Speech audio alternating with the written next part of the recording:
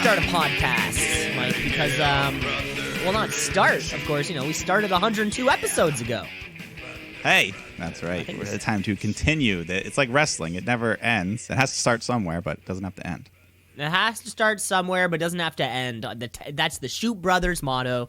Of course, you are listening to Shoot Brothers Wrestling Podcast. It's the only, but this is the only wrestling podcast. It's online. It's hosted by myself, Cameron Osborne. It's also hosted by Mike the Shoot Shepherd. Hey.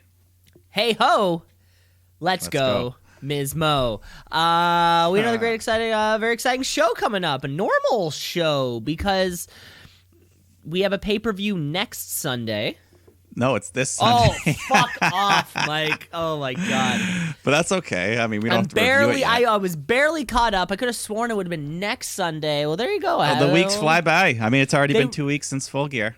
So. Yeah, the time flies, and yeah, I never really pay attention that closely to when they say, in a promo, someone will say this Sunday at Survivor Series. I just sort of hear at Survivor Series, and I kind of look past, because I bet somebody said that this week. I'm always on the wiki, so I just know the dates of the next pay-per-views. The dates of the next pay-per-view. Yeah, you always seem to be on that. Well, then let's get into this Survivor Series preview week. Let's kick off the wrestling week the way that we normally do, which is with crowning a new Tweet of the Week champion. It's the Tweet of the Week. It's the Tweet of the Week. Okay, there's a couple different ways this could go, but we'll see. I think it could go one strong way. I'll just let you do it. But you have an idea of I don't know. Things played out in the wrestling world that I think may or may not be related to it. Okay. So we'll see. And if they didn't, then I'll just start off with that. I actually, I'm worried that whatever I say might actually be. No, it doesn't matter. I mean, hey, ho. Let's go. I'm so scared of what's going to happen. No. This week's Tweet League champion goes to brand new Tweet League champion. Hey, that's right. Always love seeing new people hop up here on the list. It goes to what do they call her? The Irresistible Force. Whoa. Nia Jax, our brand new Tweet of the Week champion. Nia Jax took to, this award has been won by those who've maybe ventured outside Twitter, right? You're posting online. Yeah. Of course, she ventures out onto one of her Instagram stories, and when somebody posts on like a story or something, it looks like it's a tweet, but they've cropped out any information about who would have said it. So and the quote exactly, and there's no it doesn't say how many retweets or or something like that. Yeah. And so she tweets something out there, or she posts something like this out saying, the COVID vaccine is 90% effective after 8 months of development, when the flu vaccine is 40% effective after 70 years of development. I'll go with my immune system, as it's 99.9% effective. And then she commented on her own post by saying, God made my system and I trust him the most. Prayer hand emoji, hands up emoji. Nia Jax, you know what? You're the brand new Tweet of the Week champion. For you to come out so brazenly, is like Jackson Riker level bullshit. You know what I'm saying? That's great. I love it when people. I love it when these things happen. She's putting a lot of herself out there. Yeah, amen. I mean, that's a big immune system that she must have. I mean, yeah. So, hey ho, Nia Jax. Wear a mask. Who knows? Hey ho. If anybody's hanging out around Nia Jax these days, be sure to wear a mask around her. Yeah. Or you might feel a tickle in your throat when you get home. Who knows? A couple days later, I don't know. There you have it. Nia Jax, new Tweet of the Week champion. All right. She's not like most girls. She's not like most men. Well, let's move on then, shall we? Was that a good enough Tweet of the Week, Mike? I want to make sure that. Yeah. No, I did see that. That's perfectly topical. But there was one of the slightly other thing that I was leading into Smackdown, because this person's part of Smackdown. They were there for the taping, but last Friday we find out kind of out of nowhere that Zelina Vega has been released from the WWE. Absolutely but she was wished well. Released. But she was wished well in her future endeavors. But still. When did that happen? Did that happen before Friday? I mean, it happened like apparently she was in the building for SmackDown, so maybe that's where they told her everything went down, or I don't know. So it was after our show went off air, though. So yeah, weird. Okay, but yeah. So obviously the story behind it seems to be that with the whole third party, media, Twitch, all that shit, she didn't shut down her Twitch. She even opened up an OnlyFans account like a couple weeks ago. No nudity, just like cosplay stuff, but. Still, she was doing stuff, making money, and they're like, all right, we warned you, so I guess you got to go. And she's like, all right, fair. I'll make more money with that, so fuck it. Fuck you guys. Well, there you go. It's probably way less of a physical toll on your body right off the bat. I mean, I don't think she's done with wrestling anyways. I think this would be a hot pickup for AEW. A hot pickup for the women's division. No, you would be absolutely right. And I think Paige still has her... Yeah, she's on the same. She's like, if they want to fire me, go ahead, because I'm making cash on this thing, and I can't wrestle ever again anyway. So okay, so the few, because I know like AJ Styles stopped. AJ Styles, he's like, I got to go, guys. It's been a great run. He kind of, I mean, who knows? He's playing ball because he seems like to be a WWE for life now. So what about Sheamus's Celtic workouts? Are those still? Is that still allowed to be a YouTube channel? I don't know. Because I think like YouTube is fine. Like I don't know. It's such a weird thing. The whole thing is fucked up. I like the Celtic workouts, and I don't want them to stop. I mean, either way, though, but outside of this, like people, labor support parties, political people, all these people are backing up Zelina Vega, showing their support. I don't know. I feel like this could be big. This could be like her Colin Kaepernick moment of WWE. Oh, okay. This is This, she stood up for something, and she cost her job, but got the things going, got the conversations. She stood up. No, you're right. Exactly. The smallest girl on the roster stood up. These people are independent contractors. The types that. What else are you gonna do? Be an Uber driver? Well, that's the thing. Earlier honestly, this year, what else are you gonna do? I think there was a couple weeks we unanimously gave her Wrestler of the Week for how good she was doing with managing the Vagabonds there. I'll never forget the Vagabonds. So you bring her to AEW, let her manage a couple of those guys, boom, we're off to the races. And then we can call them the Vagabonds, because I don't want to give up on that name. I feel like the potential of the name was wasted. Well, she might have to wrestle under a new name, but we'll see. We'll figure it out. We'll figure it out there. We'll figure it out as we go. But where this leaves one Aleister Black in a bit of an odd position. Bit of a pickle. Husband. I mean, he was drafted to SmackDown. We haven't seen him since anyways. That was like a month ago. Wouldn't it be sick if they just released him and then he showed up in AEW? Oh, yeah. That would probably be best for both of their careers. I just pictured the entire main... Excuse me. I pictured the entire roster just taking a black mass. Yeah. But... I think at this point a line in the sand has been drawn, and Zelina Vega is the first one to go over that line. Fucking thumbs up, Zelina Vega. We support you. Thumbs up. I support you. Yeah. Are you on Twitch? Are you twitching? I think so. Well, she's twitching. Are you twitching? Does it cost? I twitching. Does it cost I have an account, to watch but I never Twitch? How does that work? Does it cost money just to watch it? You can just watch for free, but then you pay to get like extra stuff. Okay, so you could just not pay any money and follow all of these people. No, yeah, you could just watch. I mean, even just getting viewers is good because there's still like ads that pop up and stuff. Right, ads and the support. Okay, yeah. But people pay money to like get shout outs and like get special emojis or be part of the chat and of show course, what you're saying, things like that. I don't know. Some people are just like, I love you, Vega. If I give you $10,000, you might think of me. I love you, Zelina Vega. Here's $1 million. Cha-ching. Yeah. Well, there you have it. Support your wrestlers on Twitch. Watch their YouTube channels. Like their Instagram posts. Yeah, Zelina Vega, we support you. I like you. We didn't get to wrestle a whole lot, but in the ring you were fun as well. Fantastic. So hopefully we'll see more of you soon. Hopefully. All Elite. 90 days from now, everyone's got that 90-day no compete. Everyone's got the 90-day. Miro had to wait. Matt Hardy, Luke Harper, they all had to wait. Yep. Neville. Anyways, let's move on with the show because that's wrestling. Yeah. That's sports in general. Sometimes you lose your players. And that's just the way it goes. There's been some, of course, this is the sports off season as we were. The players are crossing state lines like madness. Danny Green's been traded twice. Yeah. People get drafted and traded before the draft's even over, and crazy things happen. crazy things happen. So yeah, let's move forward with our wrestling week then. Let's move right on through to SmackDown Live. Okay, folks, it's Friday night. It's time for SmackDown Live. It used to be on Tuesday, but then I think it was on Friday before, though. No, wait, they used to film it on a Thursday and then release it. It's just SmackDown. Yes, with coverage beginning at 8 p.m.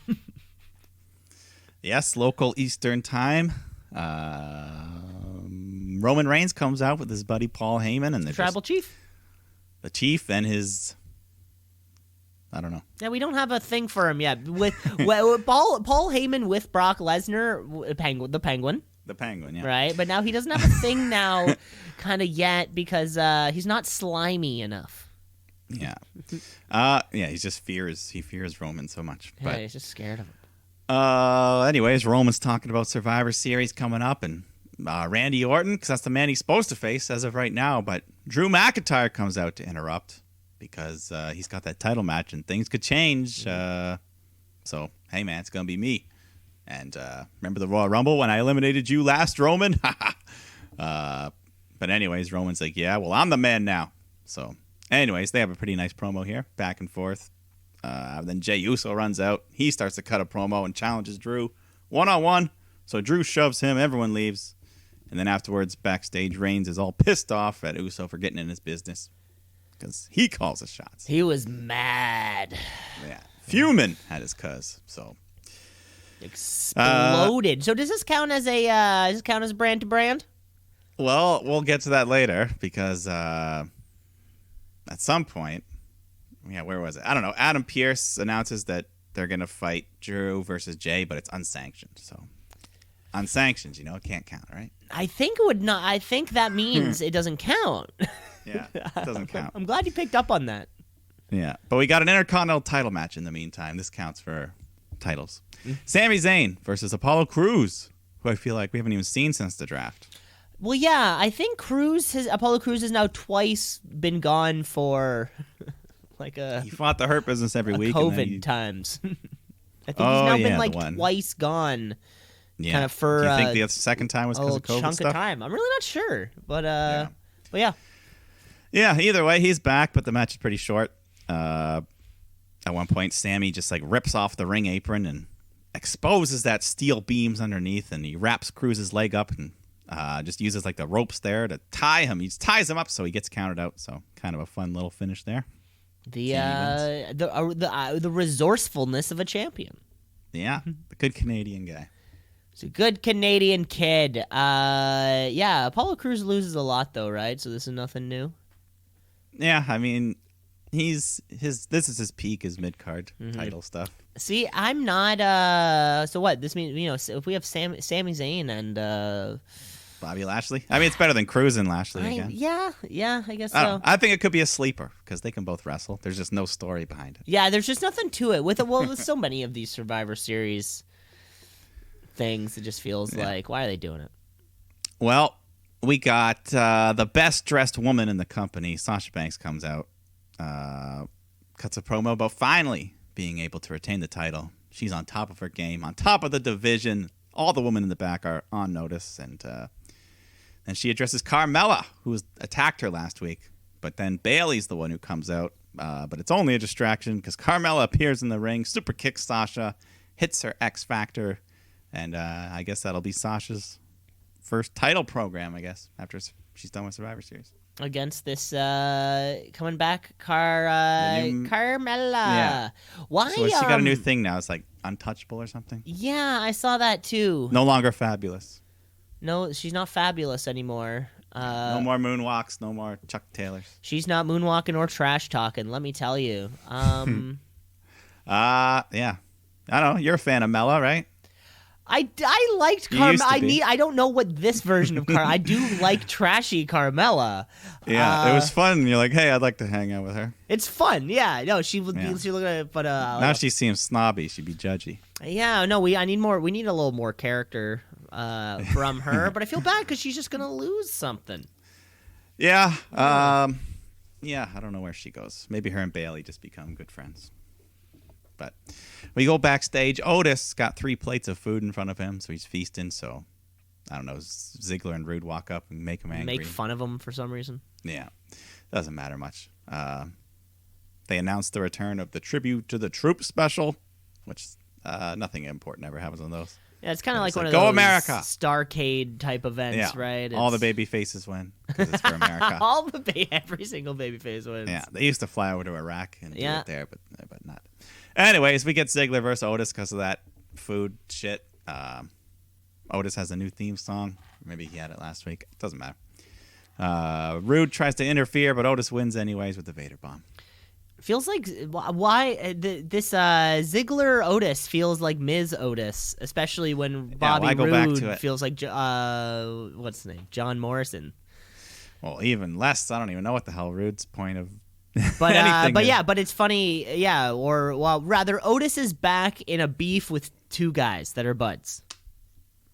Yeah, and Mandy's not even there for them to beef over. There's no one to beef over.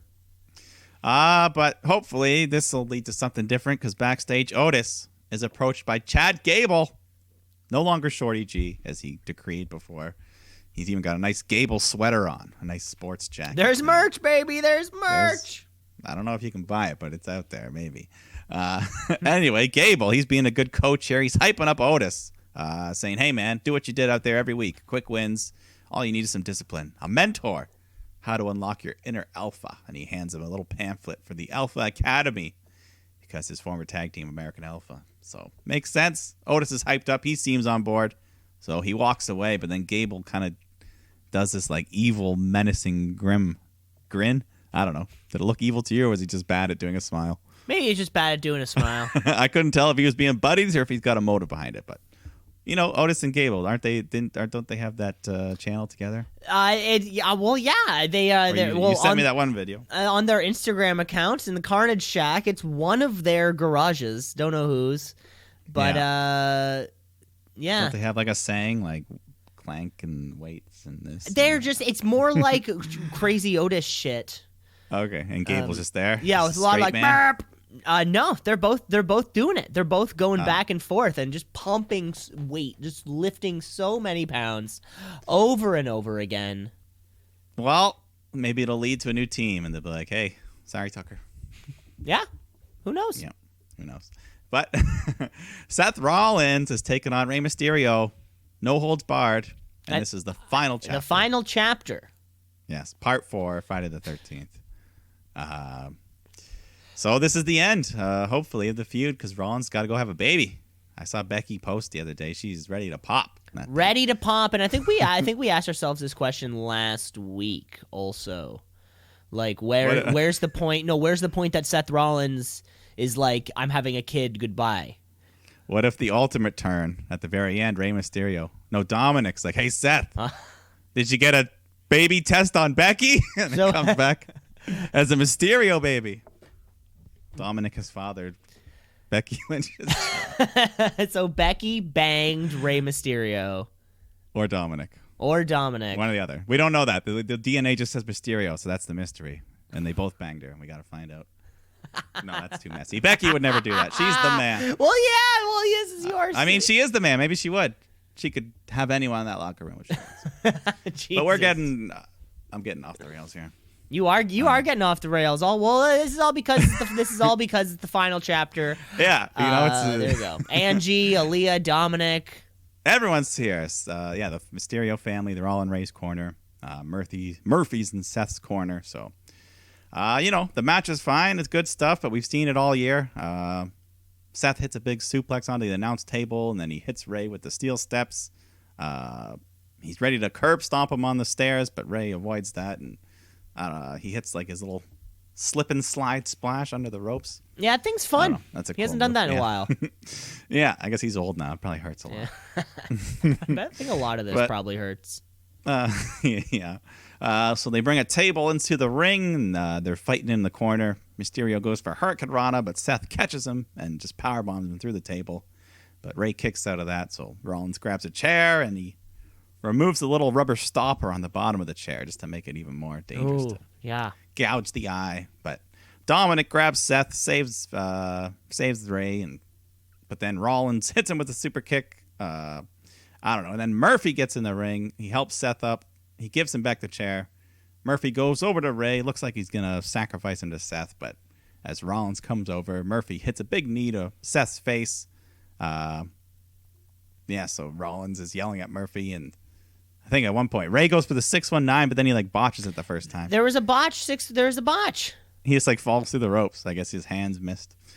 Those ropes can be slippery. We all know. Yeah, but that's why he wears gloves, though. He's got like those grip gloves, like AJ. It's tacky. Anyways, still, he gets back in, hits the 619 proper, and gets the win. So hopefully that's the final chapter indeed. The Mysterio family, they all celebrate.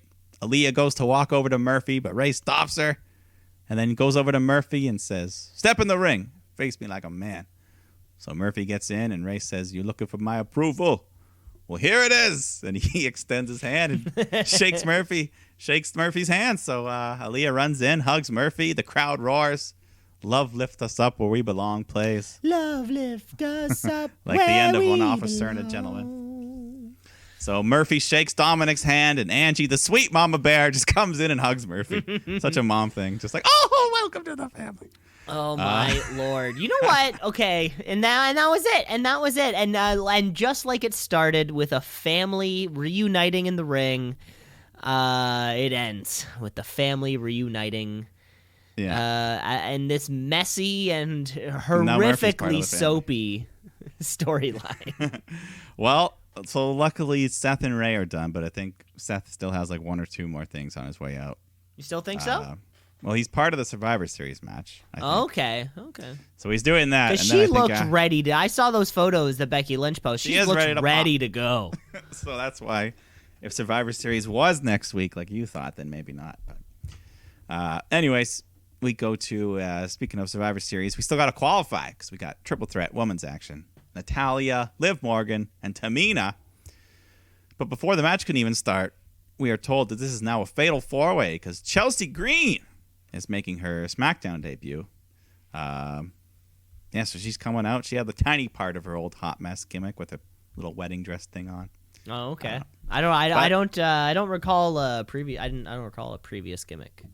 Well, it was before WWE, of course. But it doesn't matter because unfortunately we didn't really get to see much of her at all in this match because early on she just takes like a drop kick from Morgan and falls to the floor, and I don't know. Well, as she lands, I guess she braces herself with her arm because apparently she broke her right wrist, same wrist she has broken recently. So she's gone from the match. It's her other wrist.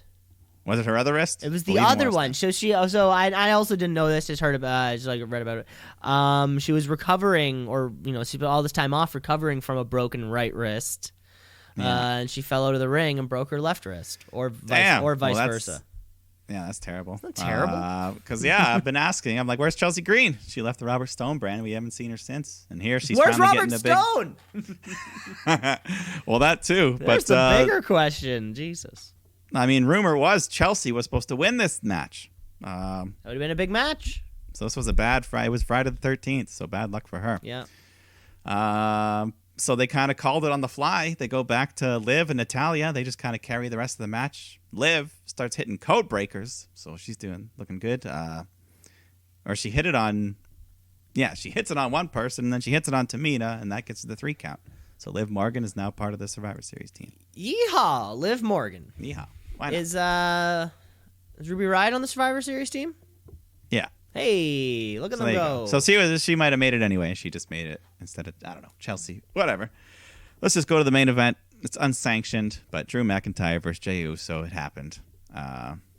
So there, the Uso actually puts up a pretty good fight, hanging in there with Drew, like he did with Roman. Mm-hmm. But Drew's in control. When Reigns comes out, distracts him a bit. So Uso's in control, but then Roman grabs Uso and tells him to make Drew understand. So Uso just like mounts Drew and just starts punching him away. But Drew fights back, hits the Claymore, gets the win. And then him and Roman just stare down. So a lot of build-up for a match that might not happen. We'll have to find out on Raw. Yeah, we will have to happen, This, what was I going to say about this? I'm trying to remember. Roman Uso. Yeah, just Roman's badass. I think that's really all that I think that's all sort of it's the like Roman the Universal Championship is like the best thing going.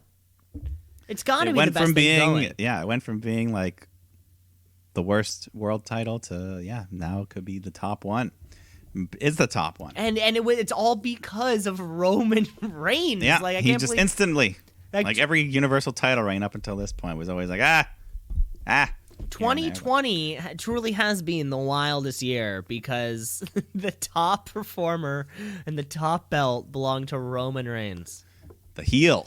Roman Reigns. And everyone loves it. Yeah, everyone loves it. He's making those around him better. Look at Jey Uso. Look at the position he's in now. Yeah. Well, where do you think he sits at the? So I was thinking about because Roman Reigns is really big on the at the table. Yeah. Right, and sort of like you have your table at home and forever and every single night, or when you were a kid, and then forever into the future, like you sit at the same places. Like your mom sits in one spot, dad sits in the other spot, and you sit kind of off to the side. I wonder. So I can picture Roman's spot, head of the table, and then. Like, let's say it's like a 6-seater table. Where's Jay's spot? Do you think? So I think maybe Heyman is across from Roman at the other. Heyman's on the other side. The table. Okay. The tail of the table, if you will. Yep. And then I think Jay would be on the side closer to Heyman because Roman's the chief. He needs his space. Mm-hmm. So he needs to be on the right or the left, depending on which hand either man uses to cut and eat. Would be preferable. Yeah. So going with the universal standard, assuming both men are right-handed, I would put Jay on the left side. No, I would put him on the right side. That sounds good. It doesn't really matter. I don't know. Well, I don't even know how I got into that. Let's just go to Monday Night Raw. Well, I was asking about tables. Yes, the chief, the table. I mean, tables are big in wrestling. I really hope, though, because he keeps talking about the head of the table. We all know that head of the table match. Yeah, we all know that producers of professional wrestling listen to this podcast. So can you guys incorporate a dinner scene somehow where well, I get to see the actual table and how it is set up? Well, this is pretty good timing because I think next week is American Thanksgiving. So, oh my God, that'd be perfect. A Honolulu Thanksgiving. A Honolulu. Oh yeah. All right, so there you go. What's the cornucopia in the middle gonna have? Like, Hawaiian punch. Yeah, something like that. I don't know. A nice coconut. Coconut. I don't know. No, they're gonna spit a pig. That's what it is. I think. That's what I'm gonna say. A pig roast. Pig roast. With the apple in the mouth? I like to say spit a pig because pig roast, Wow. But yeah, Mike, you were saying it right. Let's get over to Monday Night Raw. Let's get raw.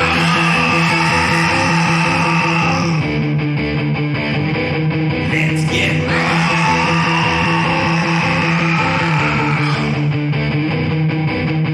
The red apple in the mouth of the pig, Monday Night Raw. Yeah. That's what we got here. The show opens with Drew McIntyre coming out, cutting his promo, saying, hey, man, Survivor Series this Sunday. We got this WWE title match tonight. So then Randy Orton pops up on the Tron, and he's like, hey, man, Thanksgiving's coming up, so I'm thankful for this, and being 14-time champion, and being the greatest ever, and all this. So Miz and Morrison come out, because they're like, by the way, Money in the Bank, wild card. So Drew scares them off. Yeah, felt like a waste of time. Which is kind of what The Miz was doing before. He's just, until that cash-in actually happens, he's just going to be wasting time. God. So who knows? But in the meantime, we got 6-woman tag action. Dana Brooke, Mandy Rose, and Asuka taking on Nia Jax, Shayna Baszler, and Lana. Coming off a hot Twitter week, I mean, Asuka, Mandy Rose, Dana Brooke, Shayna Baszler, Lana. I bet y'all feel pretty safe right about now. Well, yeah, Dana Brooke herself got in some Twitter heat for being seen at some live fighting event or something without a mask on, cheering and yelling around. Oh, really? Huh? So who knows? But anyways, Nia Jax and Shayna, they're refusing to tag in poor Lana. So Asuka comes in. Jesus Christ, I'm so sorry. That's okay. You're allergic to Nia. I really am. Or yeah. I don't know. But anyways, Asuka starts running wild, but then Shayna gets a hold of her. So Shayna's looking for the Kirifuda clutch, but then Lana slaps her on the back to tag in just as Baszler falls to the mat. So she's got her locked up, but the ref makes her break the hold. But then Mandy Rose, she gets, they do an injury angle with her at one point where she gets like her arm stomped on the steel stairs. So she gets taken out. Then Lana does some new move. She did like a little sliding kick split. I don't think I noticed that. That's okay. Nia's just being a bully, yelling, "You suck, get out of the ring." So that distracts Lana for a second. Asuka kicks her in the head, applies the Asuka lock, and taps her out. So afterwards, they clear the announce table. But then Nia says to Lana, "You know what? I'm actually really proud of you. You showed a lot of courage tonight, so I'm not going to put you through the table. Welcome to Team Raw." She helps Lana up. She walks away. But, psych! She picks her up, slams her through the announce table for number 9. Number 9, baby! I'm glad you've been counting also. Well, you sound more excited about this one. Well, of course I've been counting! I know, but you I don't know. I thought you sound like you want number 10 now that we're so close. Well, I mean, Mike, I think you were the one who kind of mentioned last week or gave me hope that there will be a payoff, however small or large it may be, but there will be a payoff. Lana has to go through that. I mean, Nia has to go through that table. Exactly. Like if Lana powerbombing Nia through a table. That'd be amazing. An amazing feat of strength. The payoff's going to come, and until then, I guess we're just going to rack them up. Rack them up, Danny G! Rack him up. Backstage, AJ Styles. He's still trying to play captain, rally the Team Raw together. When he brings out your favorite gimmick, talking about you, Cameron Thunder Osborne, the Team Raw brand T-shirts. I love. Well, okay, no, these were actually better, Mike, because they did not say RAW on the front. No, they said USA. It was the USA logo, like the net television network. Channel. Yeah, I did see that. But no one really put them on anyway, so like, fuck that. Yeah, so he hands out the shirts. The group all walks away. He's trying. But then Riddle comes back to AJ and Jordan and says, "Hey, man, I was thinking, I don't want anyone to feel left out, so I thought of a sweet nickname for the big guy." But AJ says, "No, don't even look at him if you know what's good for you." So Riddle says, "All right, I'll catch you later, Omos." I think that's what he called him. I think something like that. Yeah, so AJ's like, "What? You've been talking to him? You don't even speak English, right?" And she's like, "Of course I do." So like, "Why didn't you tell me? You never asked." So, we got some sort of... Is Omos, do you think that's supposed to be his real name? They just ditched Jordan? I wonder. Because that doesn't, like, as a nickname, what the hell does that mean? Omos? Like, you're so massive? Maybe there's like a cult, like a type of tree. Omos! Omos! I don't know. I don't know. Either way, let's go. It does. Is this does this where it sets up a match? Well, right here there was a match booked one way or another. There was a match booked, but there was some more backstage stuff. Dana Brooke is at the doctor's room where Mandy's getting checked on, but then Dana is attacked by Reckoning, who just beats her all around backstage until officials break it up. Finally, Reckoning never gets to beating anyone up because Retribution's always fighting dudes. This is nice. Always fighting dudes. Well, yeah, I think she just has to watch. Well, and they had the two of them before, right? Like two women taking people out. That makes a little more sense. But one woman just going in on her own, taking somebody out, that rarely happens. Yeah. So anyway, she kills Dana, and I was hoping, like, hey, maybe Mia Yim's gonna steal the spot on the team, because she's the only one that doesn't get to wrestle on Retribution. So that'd be cool, just steal Team Raw. But later on, we find out it's just gonna be Peyton Royce and Lacey Evans replacing them somehow. So there you go. But the Firefly Funhouse, Bray and Alexa, they're talking about the Miz, and he challenges him to a match, Miz versus Bray Wyatt tonight. And then we just do some training for Bray. He's blindfolded, doing some agility and spelling, and throws a dart inside Rabbit. So poor Ramblin' Rabbit. Yeah. But then we get a Raw Tag Team Championship match here. New Day defending against the Hurt Business, Shelton Benjamin and Cedric Alexander. And just some good tag team wrestling. Hurt Business gets some big near falls. Cedric was a standout. He was just running wild. There was one point where he hit just like 3 suicide dives in a row and just flinging himself all over the place. But anyways, eventually New Day fight back and hit the Daybreak to get the win. The Move, not the restaurant. Popular Canadian diner. Popular Newmarket-based establishment. Good breakfast. But no, New Day retained the titles, securing their match. Street Profits, versus New Day. Mike, I think there may have been 2 commercial breaks during this match. Did you notice It was this? long, but it was pretty good. It was long. One of those on a pay-per-view. But yeah, we had these 2 big breaks in the middle. It could. Eventually, I think the Hurt Business should get the tag title sooner than later. So of course, we can go back to. But for right now, I think New Day Street Profits. This could be one. They've hyped it up. This could be one of the selling points. If you It'll be a fun if match. you don't have the network yet. Yeah, it'll be a fun match with good character work. And we go backstage where Sheamus and Drew McIntyre continue this odd friendship based on being Scottish and Irish, I guess. I guess they're both kind of they understand what it's like. Yeah. So Sheamus presents Drew with a gift, this big treasure chest, plunder chest, whatever you will. Booty. A booty chest, yeah. So Drew opens it, and he's like, oh, because it looks like it's a bunch of old ring gear or something inside. And then Sheamus presents him with the sword, the Claymore, if you will. Wow. And then until that happened, I was like, I didn't know a Claymore was a sword. Yeah, it's also I always thought of it as a bomb, and then I was like, that doesn't make sense because he's supposed to be like, a Highlander, and so much about his gimmick all kind of fell into place for me. It was a real mind opening moment. Well, we'll see what he does with that. Hopefully. But then we do get that match we talked about: Team Raw, Riddle, Sheamus, Braun Strowman, Keith Lee taking on Retribution. Taking on Retribution. Hey, look at all five. All 5 of them are all. No, only 4.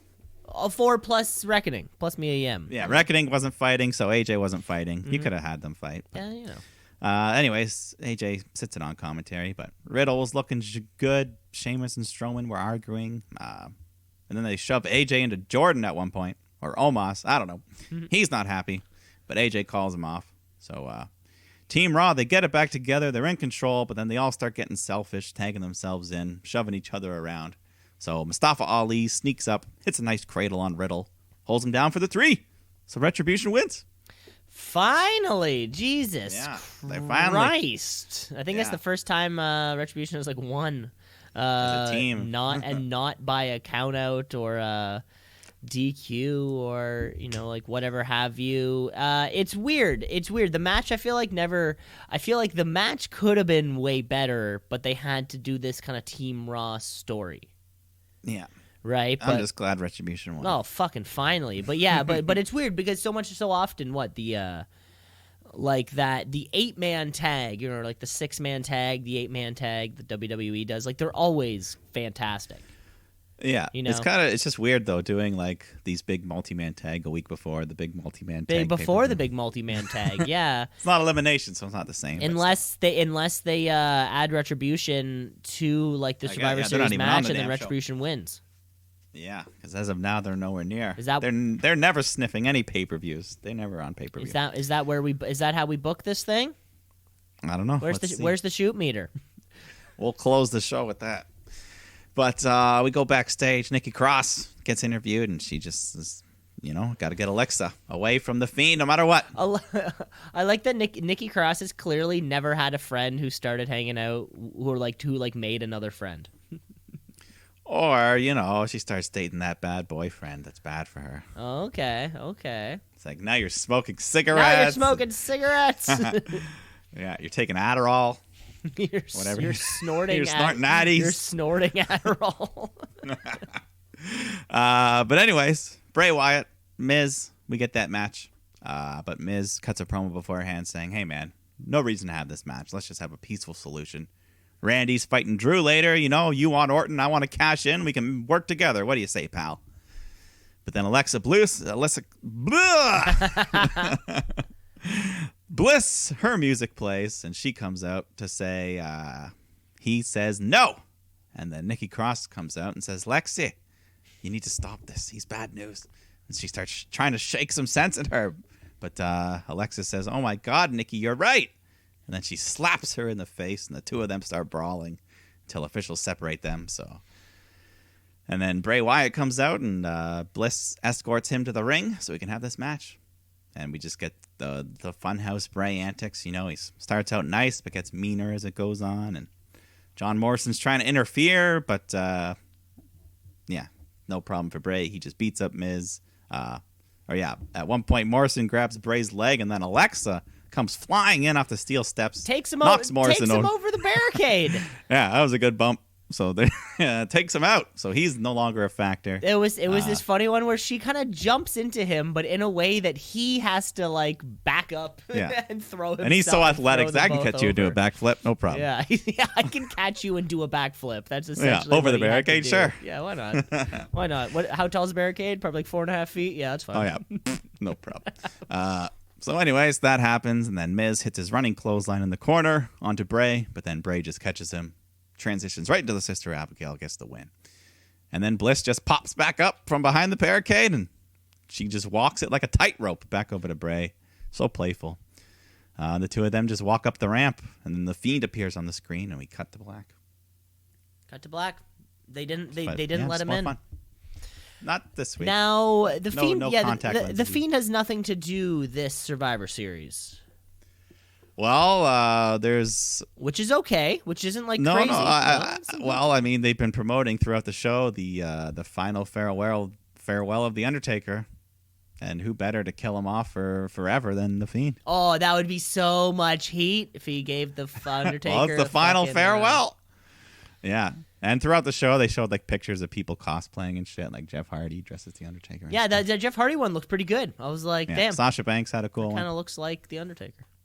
Yeah, it did, because he got the tattoos and everything. Mm-hmm. When we go backstage, Charlie, to get an update from Adam Pearce. Oh, yeah, that's when we find out that Mandy and Dana are replaced with Lacey and Peyton Royce. But anyways, on to the main event, because, folks, we've got a WWE World Heavyweight title match. Doesn't happen too often. This does not happen on free television. Yes, not too much. So Randy Orton defending against Drew McIntyre. And Drew does come out wearing that outfit that Sheamus gave him. He's got the blue kilt. He's got the sword. If you look, that's the that's the fucking outfit he used to wear in his first WWE days. Yeah, I've seen some throwbacks back when he had less facial hair, and less kind of body hair. size. When he was just slimmer, trimmer. He was the IC champ for some time there. Yeah, so fun little throwback there. Anyways, onto the match. They're going back and forth, but Randy, at some point, Randy's just like, fuck this. I've had enough. So he just tries to leave the ring, get counted out. But Adam Pearce, one of the hardest working men behind the scenes. Honestly. He comes out and says, this is not going to end like this tonight. There's going to be no countouts, no DQ. So we continue. But this helps Orton a bit. He grabs a chair, starts beating Drew around with it. Nails him with the steel steps. But Drew fights back. He gets some big near falls and eventually drops. There was a table set up on the floor, and he just kind of knocks Orton off the apron through the table. But it was a more painful bump than it appeared, because just kind of like sliced open Randy's back. His back I feel like Randy Orton's back gets cut more than the average professional wrestler. Have you noticed this? He does. His back gets hurt a lot, and his reaction too, because he was like, "Ah!" He always does the like he's like squeezing his shoulder blades behind him. Yeah. That, like ah. I was like, he's he's squeezing the blood out of it. He's like ah. Yeah. And at first, I'm like, that wasn't that big of a bump, Randy. Why are you selling it? And they zoom in, and then I see the cut, like, Jesus Christ. Yeah, that must have hurt. Come on, Rand man. So he's bleeding. He gets back in the ring. Randy goes for the RKO, but Drew McIntyre blocks it, bounces off the ropes, and hits the Claymore to win the WWE title for the second time on Monday Night Raw. Yeah, this doesn't happen too often, but once in a while, there's always a chance. And it did. Drew McIntyre. He's going to Survivor Series to face Roman Reigns. To face off against Roman Reigns. Yeah, after that great build on SmackDown. One small detail I noticed as the ref was making the 3 count, right as he did the 3, Randy Orton did like a little pat on Drew's butt as if to say, "Good job, man." Oh, really? Here's the title. Okay. Yeah, I saw a little pat on the butt. I'll have to go check. I'll have to go check out that butt pat. You know, a single hand butt pat, so subtle that you'd have to know what it means to. Yeah, this was what a way to end fucking Raw. I think the last time this happened was Daniel Bryan beating AJ Styles. I think the Brock Kofi one was after that. But that that almost doesn't count, you know? Yeah, that I know almost it doesn't being count technical. because it's kind of like it was their first show on it's Fox. barely. It was Brock. And no one remembers. It was a fucking squash, like... No, but on Monday Night Raw, it's probably been like 4 years. I mean, SmackDown had a couple with Bryan and AJ. But either way, yeah, it doesn't happen too often. But yeah, this was Drew McIntyre's night. These two men, competitors, if you will. Yeah. So, you were able to add Randy's. You were able to bump him up to 14, and you were able to get the title back on Drew. Yeah, so. no harm, no foul. Yeah, as long as they don't fight again after this, just move on. Yeah, well, I mean what's next? What's next for Drew? What's next for Drew there at the top of the mountain? Well, I think he did promise his buddy Sheamus a match if he won the title. So that's fun. Yeah. But that was Raw. A big way to end your show. Yeah, seriously. I think a big bounce back Raw. The week before, I don't think had much going on, and this one had a lot. Yeah, a lot going for the go home. No, you're right. This was another great show with a great fucking 30-minute main event. Mike, do you think it's time that we take a break? Yes, let's take a break. Let's take a break. We're gonna come back. We have your Wednesday Night War. We have some other fun stuff. So stick around. Let's shoot, yeah, let's shoot, yeah, let's shoot, brother, yeah, let's shoot, yeah, let's shoot, yeah, let's shoot, brother, yeah. Part 2, baby. The second half. We went back to the locker room. We talked to our coach. Hey, coach. About how to make some improvements. Sort of on the defensive end of the ball. We're not working as hard as we know we could be. So we're playing a ball game. Well, yeah, I think I went to half. That's true. And because it's unfortunately you can't have 3 halves. That's the one. No, that's the one knock. Snoop Dogg doesn't know that though. What's it? Snoop Dogg.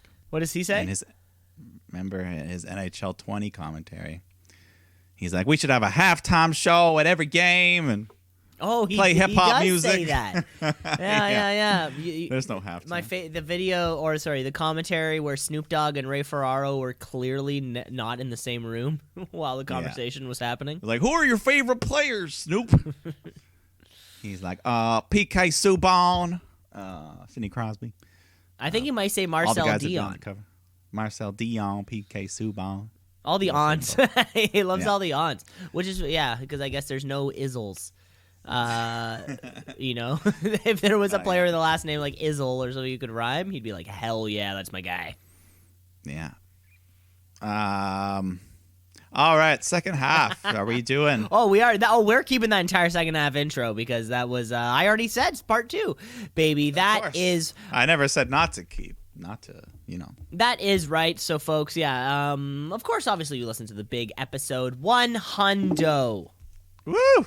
100. Of course, we had all of our top lists of all sorts of things, and about 3/4 of the way into the show, we realized that there was sort of a misinterpretation about a slight discrepancy in one of the lists, but which is okay because, of course, we were able to save such for later. So we're gonna give you that missing top 5. Ladies and gentlemen, this is Shoot Brothers Top 5.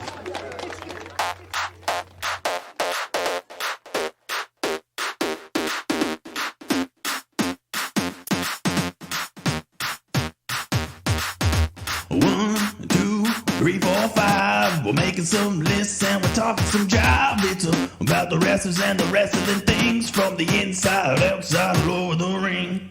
So much wrestling every week. We're here to talk about the best. We're reaching the peak. We like Raw, Smackdown, NXT, and Dynamite. Keep the show going, cause we can talk all night. It's a lot, it never stops, but we swear we're never bored. So thank you, Vince, thank you, Tony, Triple H, the rest of the Lord. It's an art, it's entertainment, it's the world's greatest sport. Now for no reason to trumpet, a little bit of Oscar in my life, a little bit of Sasha by my side, a little John Moxley's all I need, a little bit of Cody's what I see, a little bit of bubbly in the sun, a little Royal Rumble all night long, a little bit of wrestling, here I am, a little bit of you makes me your friend.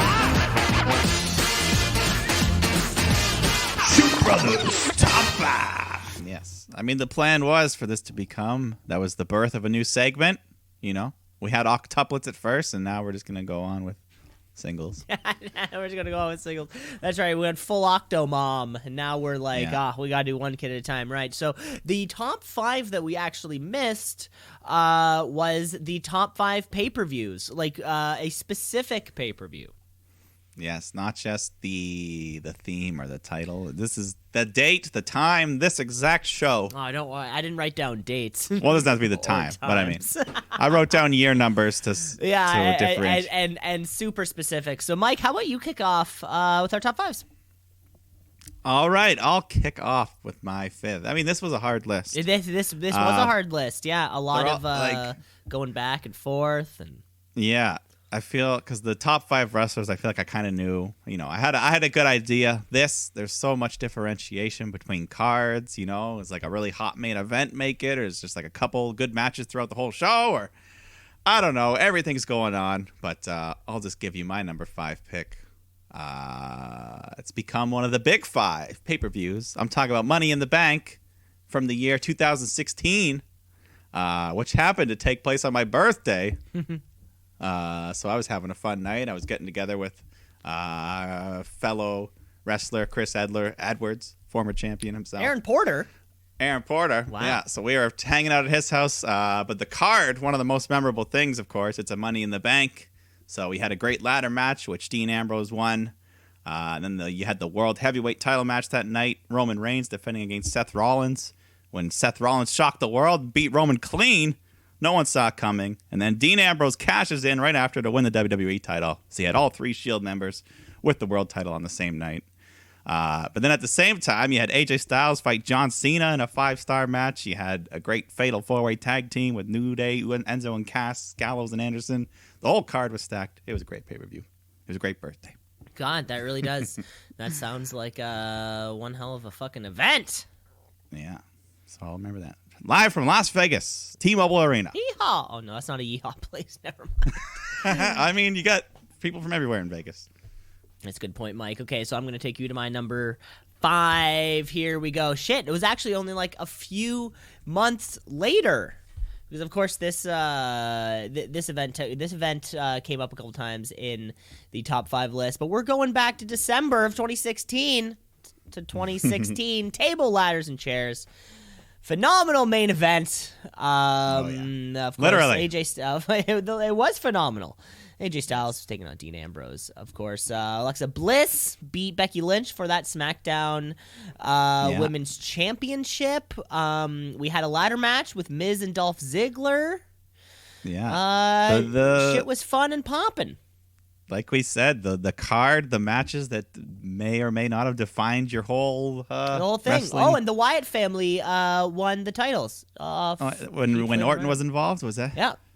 Yeah, so that was fun too. Everything was clicking. You came in at a good time. Imagine you came in at, I don't know, one of the down eras. Which we it was like a month, and it was like 2 months after the brand split. You know, nothing. Yeah, you came in at a hot time, a hot moment.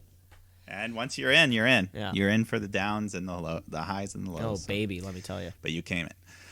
All right, moving up to number 4. This is another one that, like your last pick, we talked about on the show because this one's very sentimental to me.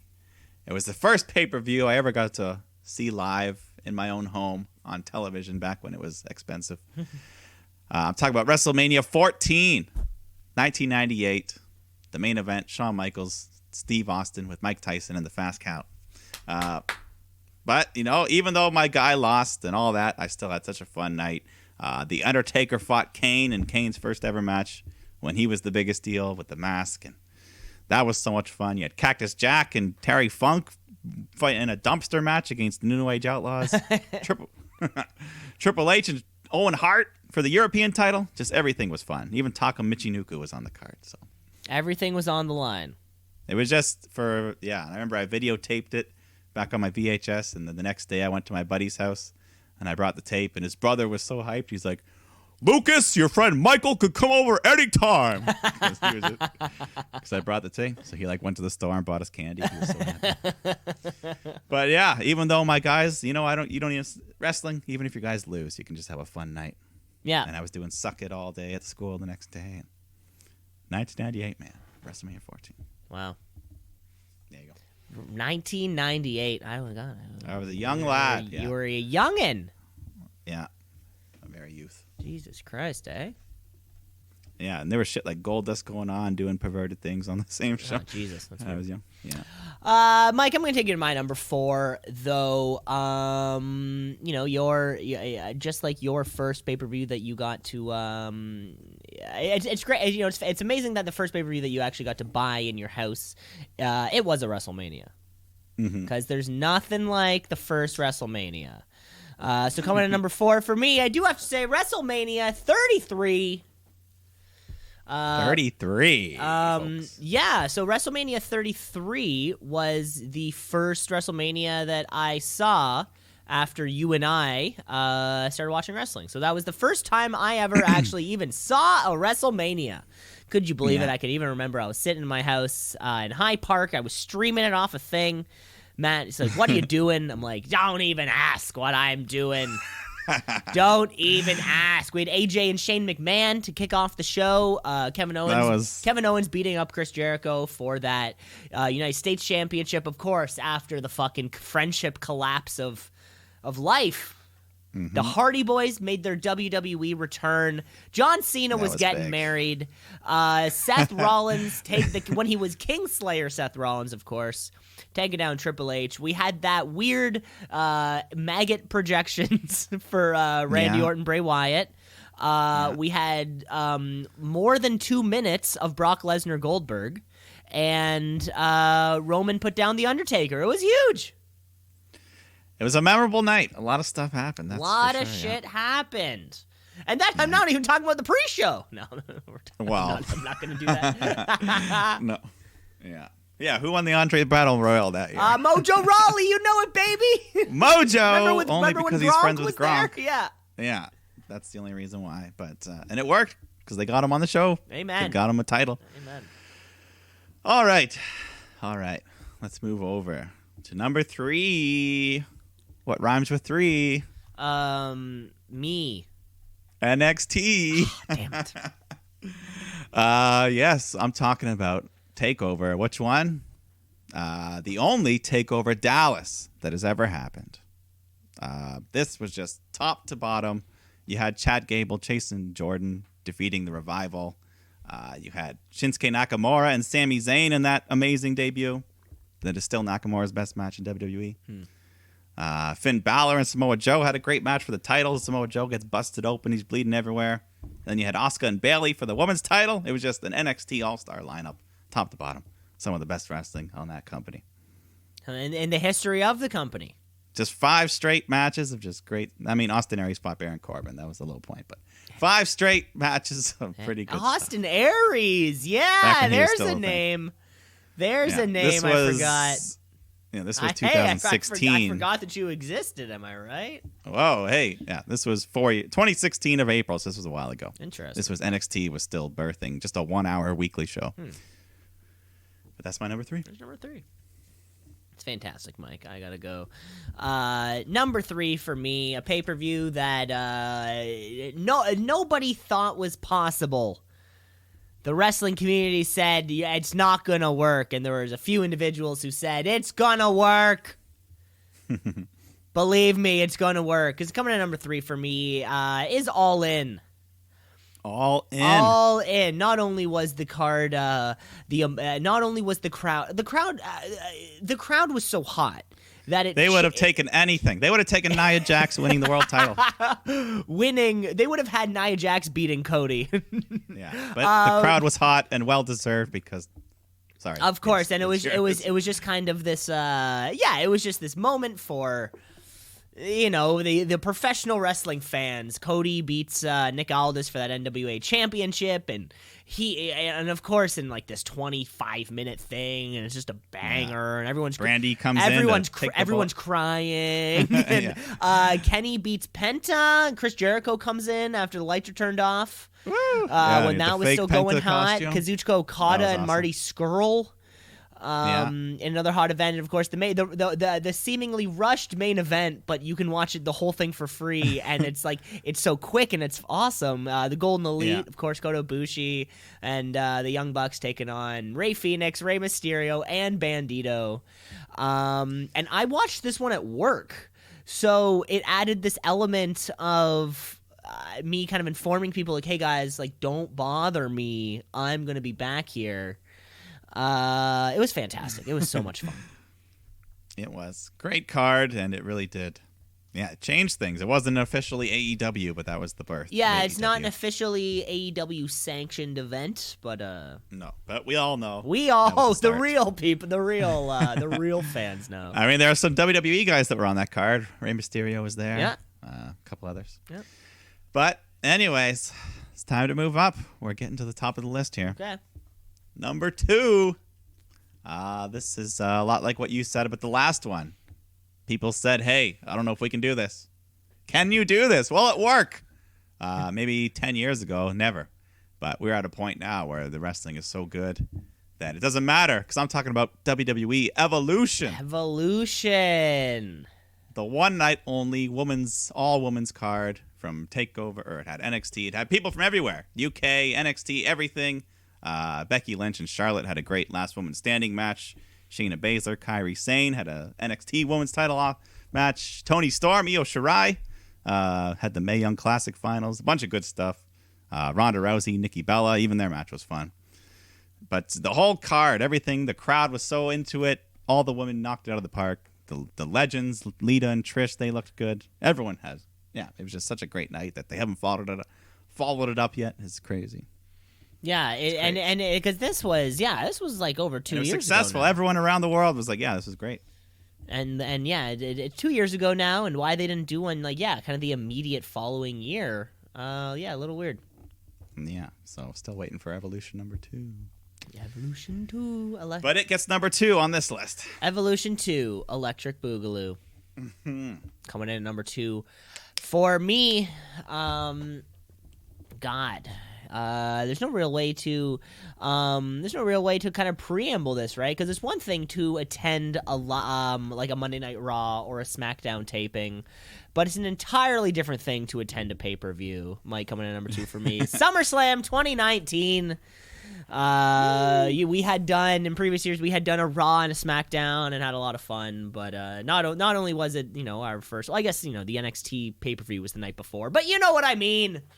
Oh yeah, you know what I mean. It's slightly bigger, and it's SummerSlam. This is a bigger. Yeah, this isn't just Clash of Champions, or there's no Punjabi prison match. No, this is goddamn SummerSlam, and the fact that our tickets were upgraded, from the fucking nosebleeds to third row off the floor is incredible, and of course,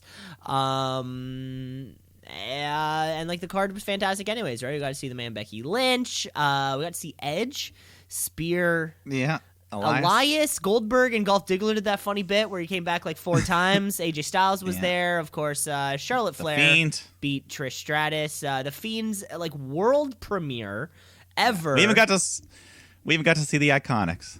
We made it just in time. Just in time to see the Iconics. I was so happy. I'm like, I don't care about anything else on the pre-show. As long as the Iconics.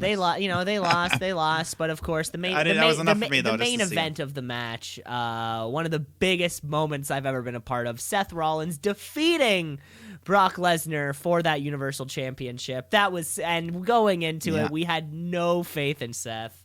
No one wanted. Everyone was cheering. It was one of the great crowd turns mid-match, just based on how good you're wrestling the match. Oh my god! And it was huge. That was a huge. I can't believe we got to see a world championship change hands from the third row. It's in the history books, and we were there. It really is. Yeah. No, that was a great show. I've watched some of the matches back. I haven't sat down and watched the whole card. Maybe one day we can. Maybe one day we should. Yeah, we should go back and see. Maybe for episode 200. Ooh, that'd be fun. Review the pay-per-view that we were a part of. Yeah, that'd be fun. Well, because that assumes that within 100 more weeks we're not going to see another pay-per-view. well, yeah. Who knows? Probably not at this rate. I mean, hopefully not. I mean, hopefully we will. Yeah. I heard a thing Tony Khan talking the other day, and he was like, "Yeah, we were going to be in Toronto this past summer." And It was going to happen for sure. okay. Oh, well, let's move on because it's time for your number one. This leads us, yes, to the crown jewel. Oh, no, a crown jewel? No, Oh not my that crown God. jewel. Jesus Christ, what a swerve. What a swerve that'd be. God, no. God, no. Because we're talking about the greatest pay-per-view. The greatest. This is known as one of the greatest pay-per-views of all time, happening during the greatest era of all time. This was kind of the peak, the pinnacle, the ending of the greatest time wrestling ever produced, if you will. Because I'm talking about WrestleMania 17, the end of the Attitude Era, the end of the Invasion, WCW, end of everything, pretty much. The main event, Stone Cold and The Rock, where Stone Cold turns heel, joins Mr. McMahon. No one can believe it. Then, of course, the legendary Tables, Ladders, Chair match, Edge and Kristen, Dudley Boys, Hardy Boys, that crazy shit. You had Shane McMahon versus Vince McMahon in a street fight. Just the whole card. Kane versus Raven and Big Show. Hardcore title. Everyone was on the card. They even had a Legends Battle Royal with Iron Sheik and all those fun legends. So. But just top to bottom, everything hit. There was not a down moment. And it was all the hottest wrestlers of that era, which was, said to be the hottest era ever. So, Yeah. WrestleMania 17, man. The peak. Damn, the peak of professional wrestling. Yeah, some say. Let's go back and watch this. I'm coming at number one for me, Mike. This was this was a very tough one. But then as I went back and I was watching some of the matches from all of these cards, I was sort of writing down. I sort of was just going through lists of I remember big matches and sort of kind of trace myself back from there. And then there was one pay-per-view which honestly stood out above all the other ones. My number one pay-per-view is NXT Takeover New Orleans. Goddamn, that's right. That's the one. Happened in 2018 before WrestleMania 34. Of course, the show opens up with with a ladder match for the inaugural NXT North American Championship. You have Adam Cole, EC3, Killian Dane, Lars Sullivan, Ricochet, Velveteen Dream. Holy shit. Stars. So this was at a time where I had just kind of started paying attention to NXT, or this was the first takeover where I was on board. The previous takeover, it was I knew kind of maybe the players I had seen. I think the one before it was Almas and Gargano. Was the big match on their previous takeover. I was okay, I kind of know who these people are now. This was the first one where I fucking bought in.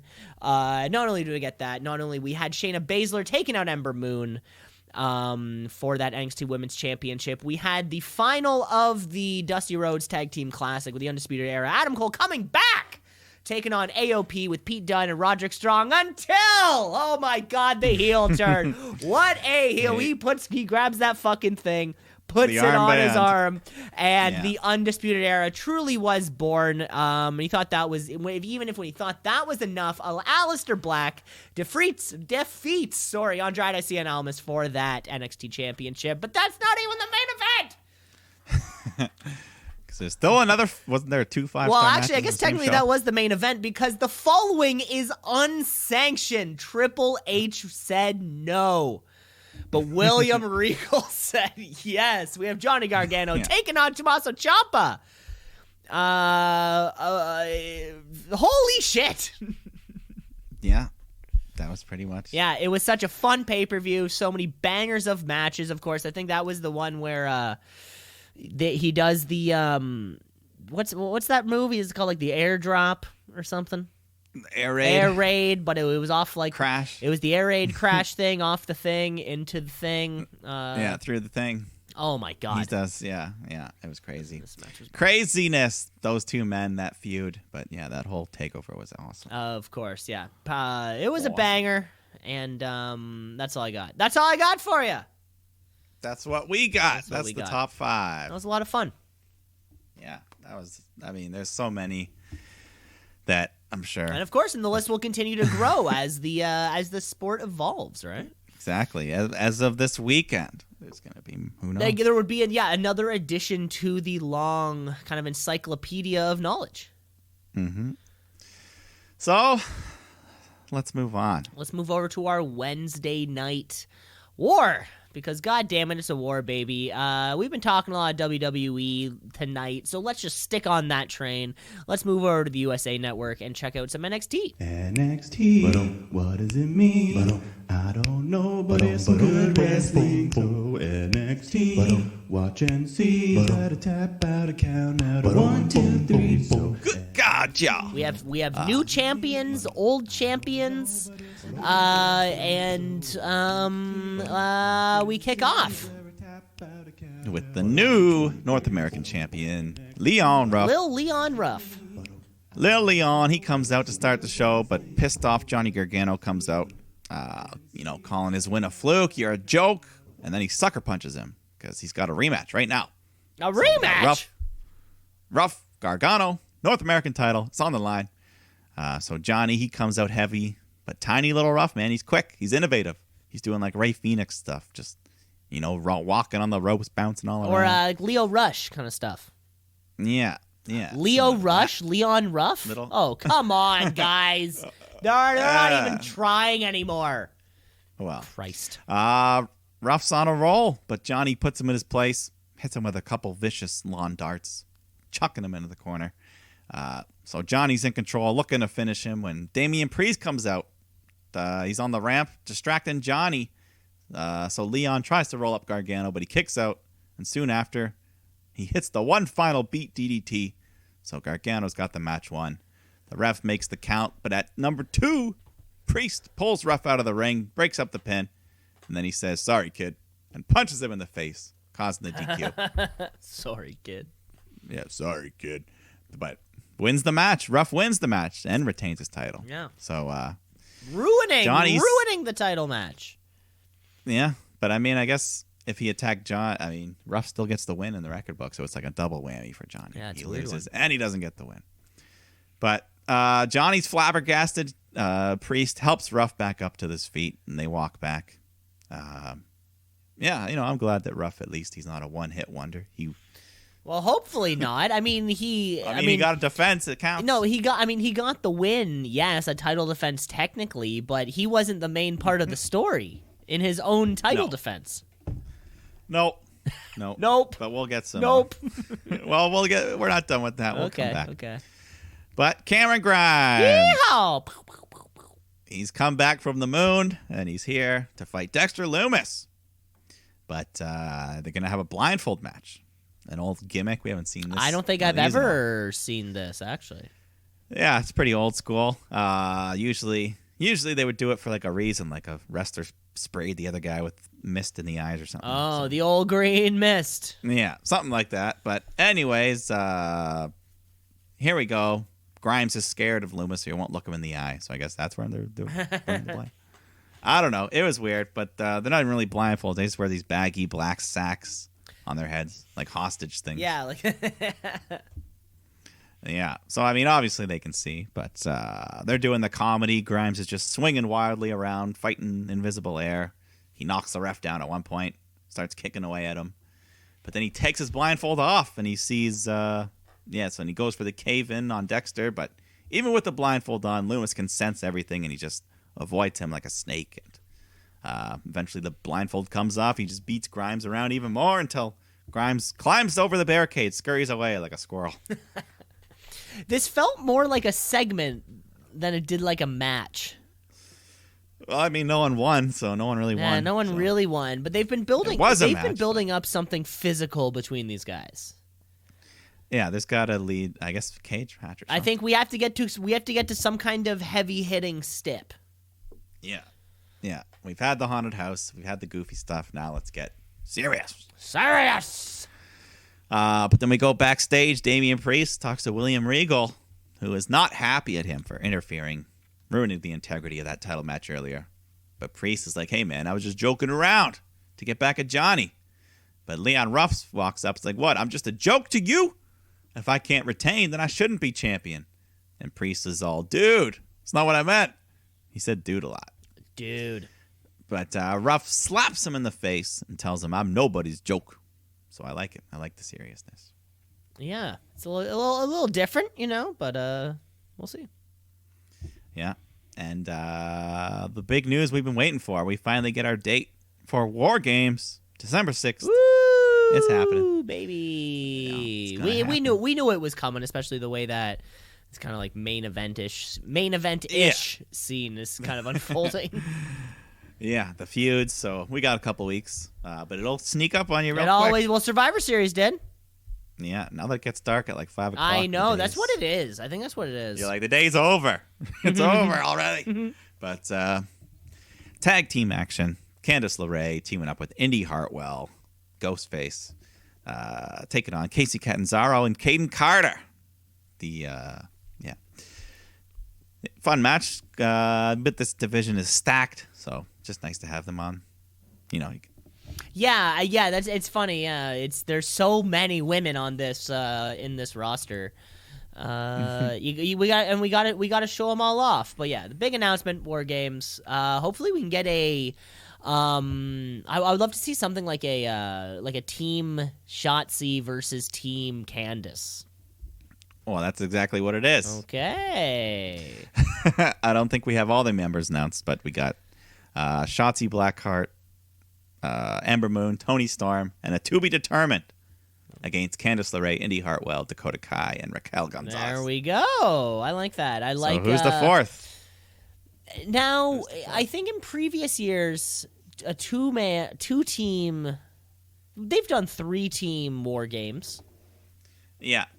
Yeah. I think. Okay. But it's always teams of 4, I think. Yeah, teams of 4 or less people or whatever. But either way, yeah, 5-on-5. Hell yeah. We got a slot. I don't know. Mercedes, is she coming back to NXT because she's left Retribution? She could join. Oh yeah, I guess yeah. Martinez. She could be ready to go. Yeah, I don't know who else. Anyways, let's move on. Arturo Ruas, the man from Raw Underground. He's taking on Kushida. Oh, that's who that was. God, as soon as I heard his name, I was like, I recognized you saying it. Along with Dabba-Kato. The long forgotten Raw Underground. Remember that? Oh, well, I'll never forget Raw Underground. From 2020 to 2020. Whatever the months were. But, Kushida, he's outsized here, but he's got the technical advantage. He just works, submissions. He gets him wrapped up in this unique leg lock, bridges it into a pin, and Kushida gets the win. His little streak continues. The streak, he's on a Shawn Spears-esque streak. Yeah. Just quietly picking up the wins. Yeah. But then we get some more woman stuff here. Dakota and Raquel teaming up against Ember Moon and Toni Storm. I love that the NXT women's division has so many people. They need multiple tag matches. Yeah, they got all. And some of these tag teams have been teaming for a while. They make sense. So you might as well let's get a run with the tag titles. We've been saying. Why this for not? Jesus Christ, get it off Shayna and Nia. Yeah, they could be doing so much in NXT with them, but. Anyways, we get some more good women's wrestling here. Raquel continues to look very strong. She's slamming people all around, slams Toni into the ring post, and then Dakota tries to pin her, but Toni ends up reversing, cradles her up for the 3 count. So a nice win for Toni and Ember. But as they celebrate, Candice and Indy attack them, and they all beat each other down. And that's probably when they announced the match, somewhere around there. Somewhere around there. Yeah, somewhere around there. Yeah, I think this was watching the show, this was the first good match for me. Of the nights? Yeah. But everything before was just kind of, I guess not much of matches. Then Timothy Thatcher taking on August Gray, his former student from Thatch As Thatch Can. He puts up an okay fight here, but of course the sensei gets the better of him, and Thatch, he applies a front face lock and just taps Gray out. But then he puts the hold on after until Ciampa comes out. Thatch leaves, just like, I don't want anything to do with you. I don't know. I think Ciampa Thatcher could be a banger. Yeah, it could be a great match. I have no idea where Ciampa lies right now. Yeah, he's sort of kind of. What's his alignment? Yeah, and he comes in and out. Is he going for a title? What does he care about? Is he heel? Is he babyface? Yeah. What are his motives? But either way, he can throw down. And then Damian Priest comes out because he's supposed to do something, but then he gets attacked by Gargano during his entrance. So they brawl all around the ringside. And then Leon Ruff comes out, he goes to drop kick Johnny, but he ducks. So Ruff kicks Priest. And then Ruff just keeps accidentally knocking Johnny into Priest a couple more times. So Priest gets pissed off. Now he wants to attack Ruff. But Ruff sends both men to the floor and stands tall for a second before running off with his title.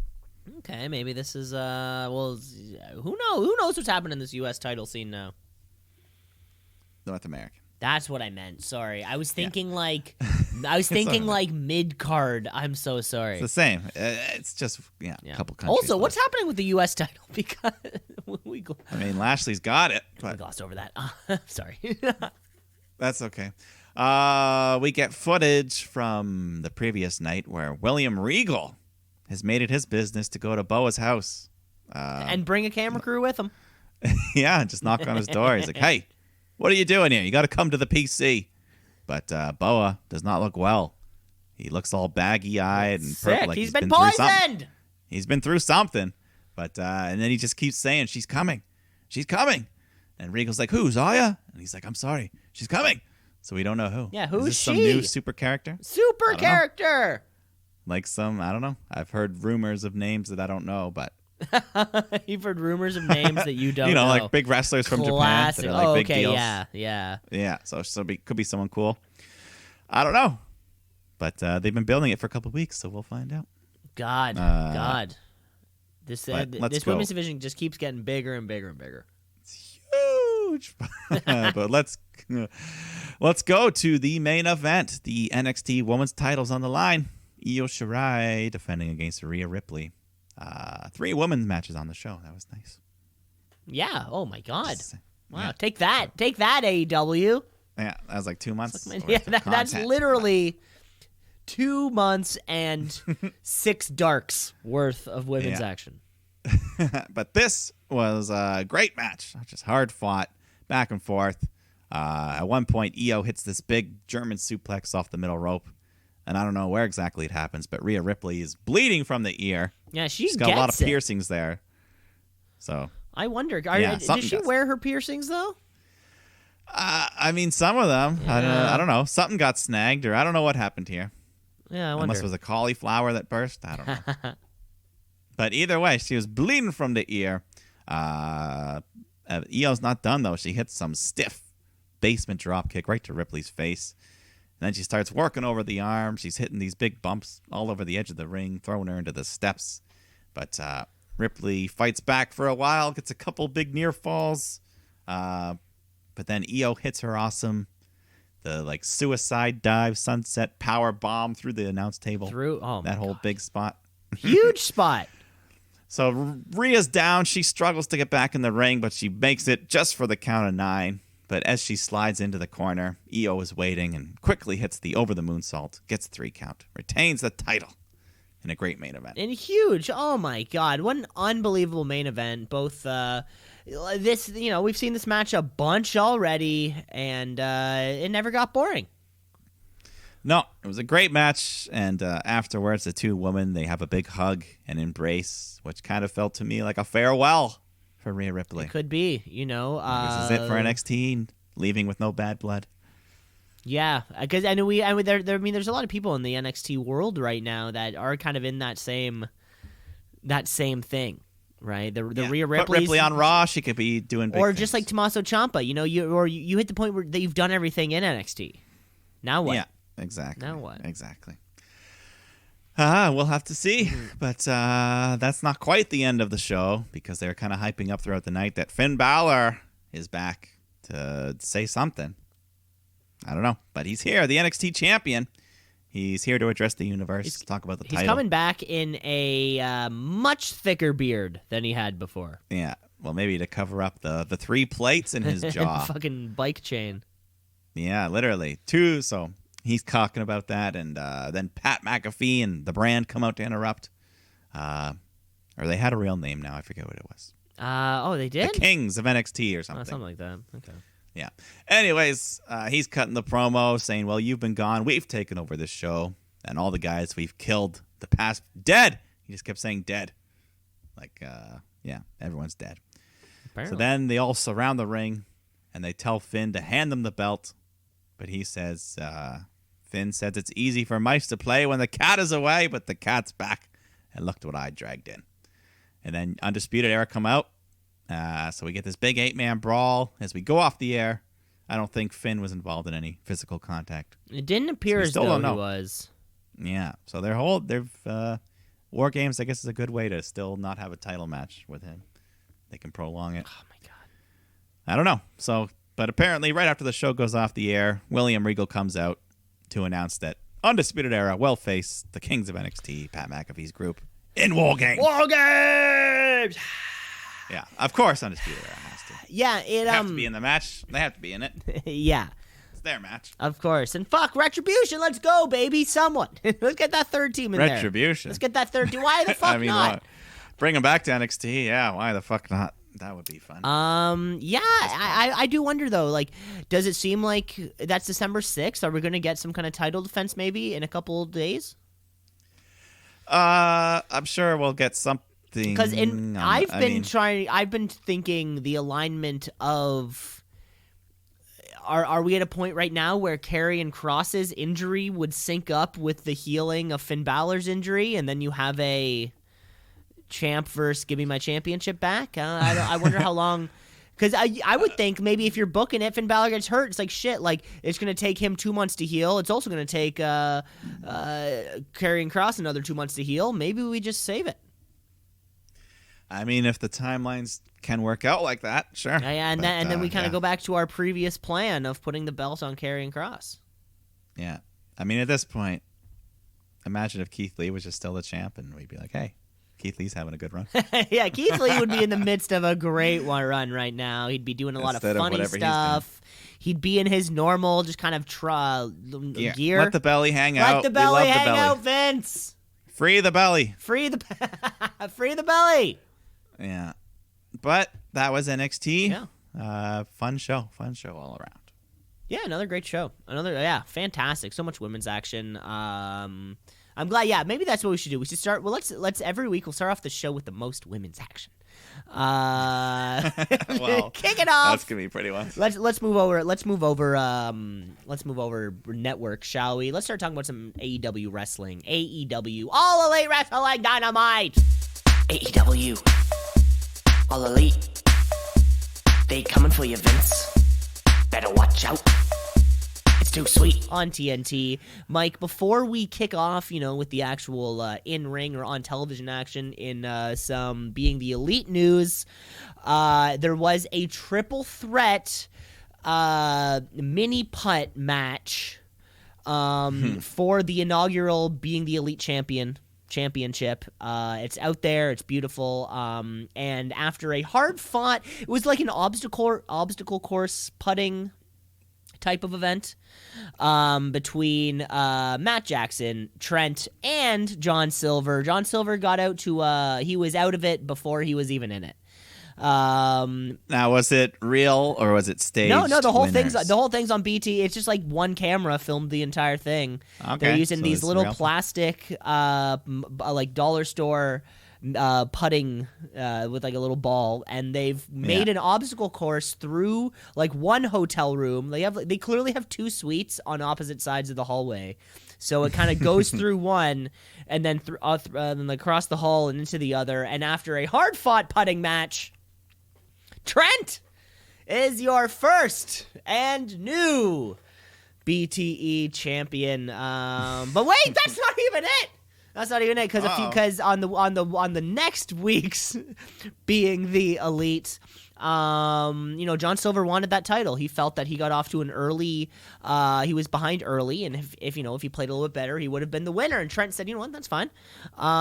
Let's flip a bottle for it. And the kids have they have some water and the Bottle flip. Trent first flip, he fucking nails it. And all the pressure is on John Silver right now. John Silver flip, fucking nails it. We're going to round 2, and after a couple rounds of misses, John Silver takes out Trent for his BTE championship. And new John Silver, like I said. You know, if you're well. you can, you know, I think maybe this can be sort of be our distinction. I'm feeling this already, Mike. You know, you're always keeping us up to date with 24/7 news, which flat out didn't happen this week. And maybe I'll keep my eye. Excuse me. I'll keep my eye on the BTE champion, and that way, you know, we're kind of splitting the workload. That sounds fair. Well, there you have it. That's all your BTE update and fun. Let's kick off our AEW. I think we open up with a little video package opening up Top Flight. You know, of course, this new tag team to the AEW audience before taking on the Young Bucks. Yeah, but Top Flight, they're the young ones. 19 and 21. Jesus Christ, That's eh? Young, yeah. Yeah, but, you know, big debut. They're on national television here, and...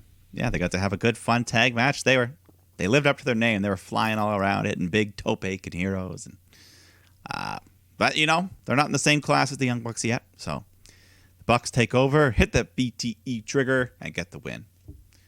But then right after, Angelico, and Jack Evans come out, and they attack Top Flight, so the Bucks chase them off. And I guess... maybe that'll be something. Then they help him up. Yeah, classic dark guys. The Jack TH2 or something. What is it? The Theory? I forget what the name is. It's something like that. They're both very always entertaining whenever we do see them. I mean, early on in AEW, they were on more, like during the tag title tournament and all that stuff. Yeah, they had some.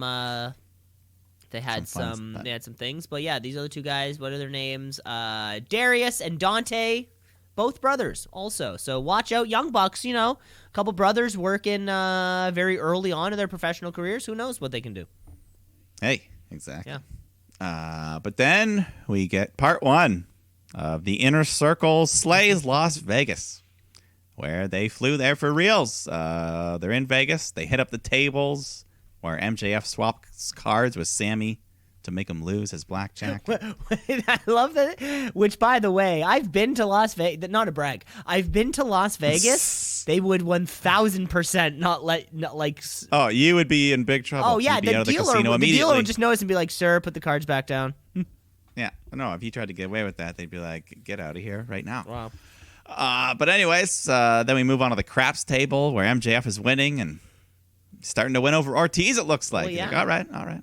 Well, I think this is what's more important. You know, the entire time Wardlow and what's his name? Hager just fucking staring at each other. Just big beef. Maybe they're in love. Who knows? And Who it knows? is MJF's, you know, he's going to try to win over the Inner Circle. Maybe take them over one day. Who knows? Yeah, and we know Jericho's a big drinker. So they're at the bar. They're trying to out-order each other, just getting stiffer and stiffer drinks.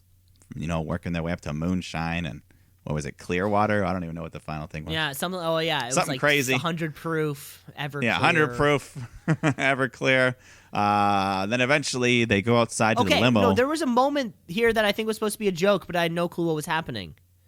Okay. And it was right after that, and he orders like this Everclear or whatever, and the bartender says, "Sir, we haven't been able to serve that since." And then both MJF and Jericho say like the blank incident, as if they were clearly making a joke. And I went back like 6 times. I couldn't make it out for the life of me.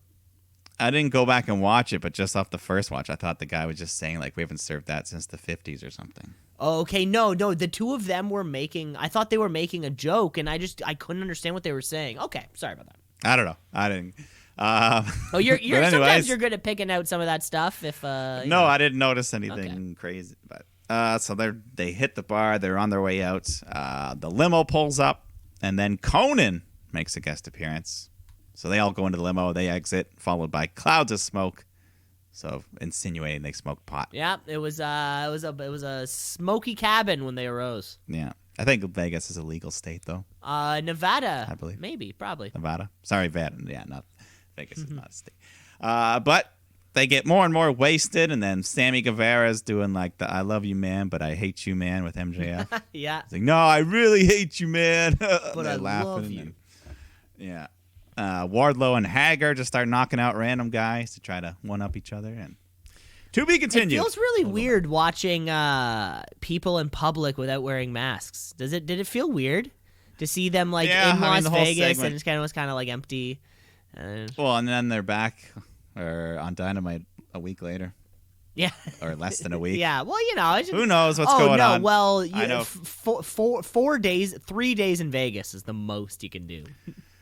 Well, and, when it comes to Chris Jericho, I think is very highly, like a Trump supporter, not mask carrying kind of guy. Oh, really? You think so?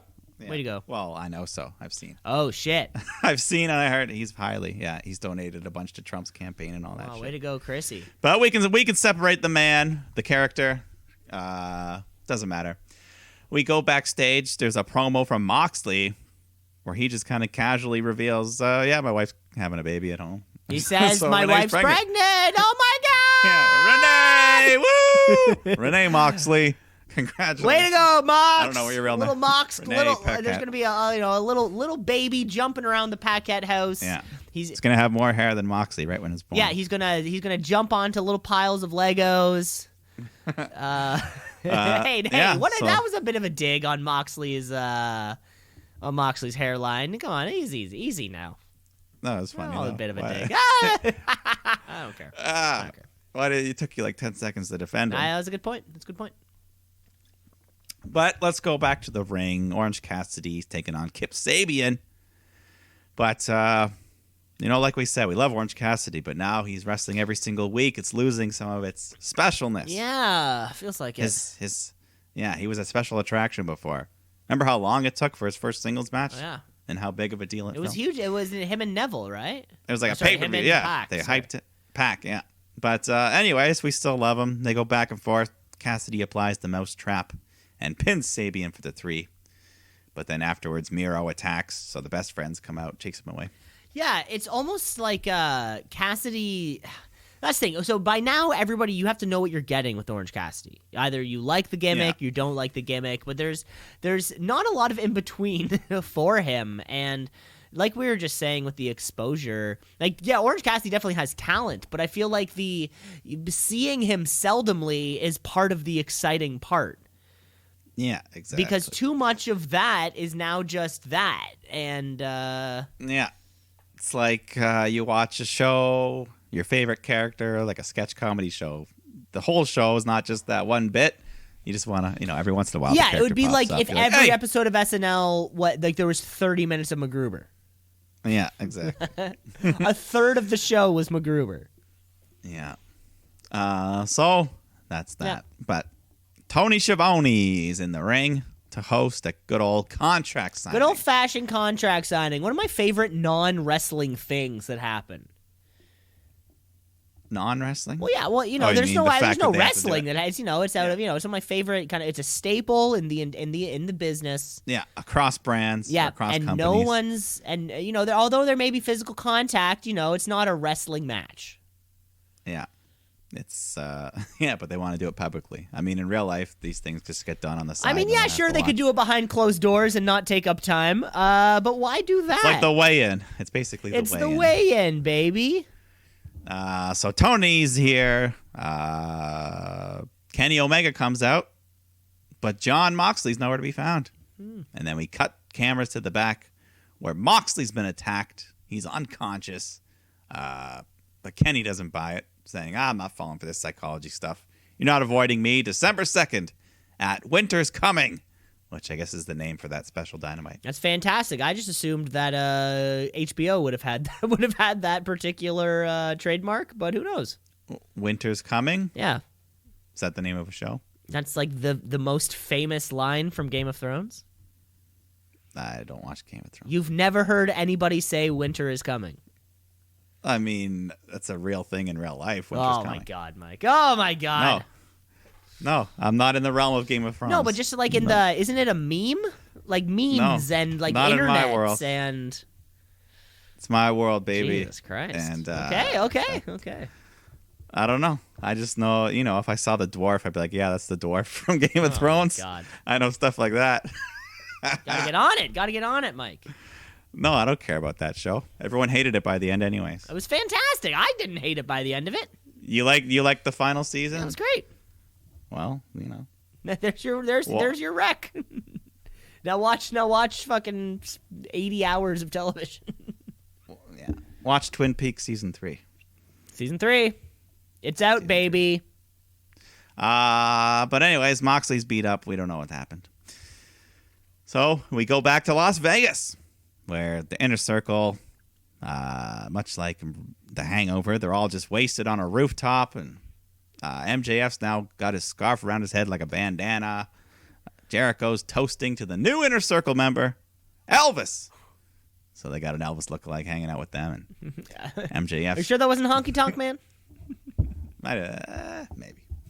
MJF says he was a lone wolf, but he's found his wolf pack, and Sammy says, "Let's be blood brothers. I'll cut myself right now." And he pulls out a knife, but they stop him. And then we cut to the next morning, where Jericho wakes up. He's all hungover, and he's in bed next to Elvis. Sammy's in a fountain, and MJF's got shit written all over his face in marker. And Sammy finds wedding rings and these photos. He got married to 3 different brides in the same night. There you go, Sammy. Yeah. Santana's all jacked up and working out, so I guess he's on blow or something. Yeah, I don't know. He was I the don't know only what's one going still on up. there. Yeah, they just like took their own little like partying They just wanted to imply stereotype. it. Yeah. And then Ortiz, I think, was in a room just feeding chips to a chicken. That was a weird one. And then the final thing, they open a door and they find Hornswoggle in a diaper crying. Hornswoggle. There he is. Yeah. And that replaced the tiger gag from the Hangover. Oh right, yeah. After we live in a post Tiger King world where it's not cool to have tigers. That was tigers. Yeah. Mm-hmm. Well, and they didn't go back to Vegas after that, did they? Was that the end? Vegas, I don't know. I saw the whole thing as a jumbled up one. Yeah, Vegas, baby. We're going to Vegas. All I know is Chris Jericho. Chris Jericho shows up back in the arena to do commentary later. Yeah, he'll be back. Well, yeah, like you said, you can only spend a few days in Vegas. You can't fucking lose all your money. Well, more wrestling action. We got Pac taking on the Blade, and it has been around 8 months since we've had the pleasure of seeing Pac wrestle. Seriously, Jesus Christ, eh? Yeah, so this is nice. Nice to have him back. And Blade, he's all bandaged up from that big blade job he did last week. Blade with the blade. Yeah, I like how it's just like one big giant Band-Aid on his forehead. Yeah, they're not really. Yeah, what's the point? Yeah. So they have a fun match here. Pac's got to deal with the Butcher and the Bunny on the outside trying to fuck with him, but he overcomes the numbers. He hits a nice shooting star press, followed by the Brutalizer to get the submission win. And then afterwards, Pac gets on the mic and he calls out Eddie Kingston, who was on commentary. But then Pac gets jumped by Butcher and the Blade. But then Eddie comes out to beat him down. So the 3 of them are ganging up. But then Rey Fenix comes out to help Pac. But then he gets beat down. So Penta comes out with a chair. He acts like he's going to hit Phoenix. But then he swings at Kingston and scares them all away. So Phoenix, Penta, Pac, stand tall. The Death Triangle is back. Death Triangle is back. Man, those two brothers, when are they gonna freak the fuck out? Because they're just being pulled left and right, asking to be pitted against each other. Yeah. We don't know what they are. They're heel, they're face, they're heel, Who they're face knows again. what they are? But is Pac? Is he a babyface? Is he a tweener? Or this match, I think, definitely brought him onto the face side of it. I would love to see maybe. There's kind of 3 people in Eddie Kingston's crew now, and there's 3 people over in Death Triangle. Yeah, no, we can have a good little thing here. Yeah, or just Pac and fucking Eddie Kingston, because more Kingston. Yeah, more of all these guys. Yeah. And then we cut backstage. There's more chaos going on. They didn't know Adam Pearce here to keep things in order backstage. Yeah, who is the Adam Pearce of AEW? I don't know, because Tony's always just kind of sitting there. He's not on camera. So who? I don't know who's in charge. Here's my application. We cut backstage. There's chaos. Jade Cargill, I think that's her name, who debuted last week. Yes. That blonde girl. She's beating up Randy Rhodes, and she's got her arm trapped in a chair, and she stomps it. And then I think she leaves with Nyla and Vicky, so maybe they're in cahoots. Interesting. It's always great when someone's in cahoots. Yeah, I like it. And there's a lot of stables growing all over the AEW. place. Yeah, just groups of. I like it. Yeah, just people and places. Power and numbers. Amen. But we've got the NWA Women's title on the line here. Serena Deeb taking on Thunder Rosa. So, hey, I'm not going to complain about women on the screen. More Thunder Rosa. Yeah. I mean, it's weird that it's been like 2 weeks and we haven't seen the AEW Women's title since the pay-per-view. Yeah, it's been. At this point, this is their secondary women's title anyway. It really seems like it. Well, it's being pushed like it's the first. Yeah. And you know what? They actually got to have a pretty good match here. Yeah. Pretty damn good for Dynamite standards. Like 12 minutes. Some good mat wrestling. Lots of submissions. Mid-match, Reba comes out. She starts ranting and raving, distracting the ref, which allows Britt Baker to hit a twisting neck breaker to Thunder Rosa on the ramp, which Serena takes advantage of and follows up with a big power bomb, but Rosa kicks out. So they continue, a couple more reversals, but eventually Deeb hits this cool double arm capture, Angel's Wings, gets the win, retains her title. Yeah, a great match from two women who don't belong to AEW, or maybe they don't belong to anybody. I think Deeb does. I think Deeb's all elite. Oh, she's all elite? That's fantastic. Yeah. Thunder Rosa's floating around, but there's rumors everywhere. Rumors everywhere. Yeah, hard hitting. Yeah, sign them both. Technically very good. That's always the one thing I notice in some of the women's action is those sort of like technical slip-ups. I was going to say this had none of that. This was, an actual. Yeah. Yeah. No, I like. We go backstage where your BTE champion, John Silver, right? Was he the champion? I guess he would have been. I think he would have been the champion last night. Yeah. So he's backstage. He's hyping up Anna Jay, who herself is on a 4-match win streak over there on Dark. Dark's doing such incredible things for all of our favorite superstars. I'm glad it's the thing. Yeah. And because of this, they talked to Tony Khan. And he said, hey, Anna Jay, women's title shot next week. Why not? I'm saying put the belt on Anna Jay. Put it on her, baby. Why the hell not? What else are you doing? Probably nothing. Number 99, they called her. Is that her number in Dark Order? 99? Well, that means there's a lot of people between them. Or she sees it as like a Gretzky thing, and it's like, hey, I'm the best. Oh, it could be. I don't know. But that leads us to our main event. Main event time. Team Taz, Brian Cage, Ricky Starks taking on Darby Allin, Cody Rhodes. Taz is outside just interfering. He trips up Cody, who gets powerbombed on the floor by Cage. And Arn is freaking out. He's pissed off. The ref missed this. So he just grabs a chair and throws it in the ring. But the ref just sees Arn being a crazy old man, tosses him from ringside. And then eventually Cage and Darby, they fight up to the top rope. And Cage hits the fucking drill claw off the top rope. Oh my God. Nobody is kicking out of that. So Cage gets a 3. Crazy move. But afterwards, the chaos continues. They just keep beating them down until good guy Will Hobbs shows up. He's always here just in time to make the save. He picks up Brian Cage's FTW title.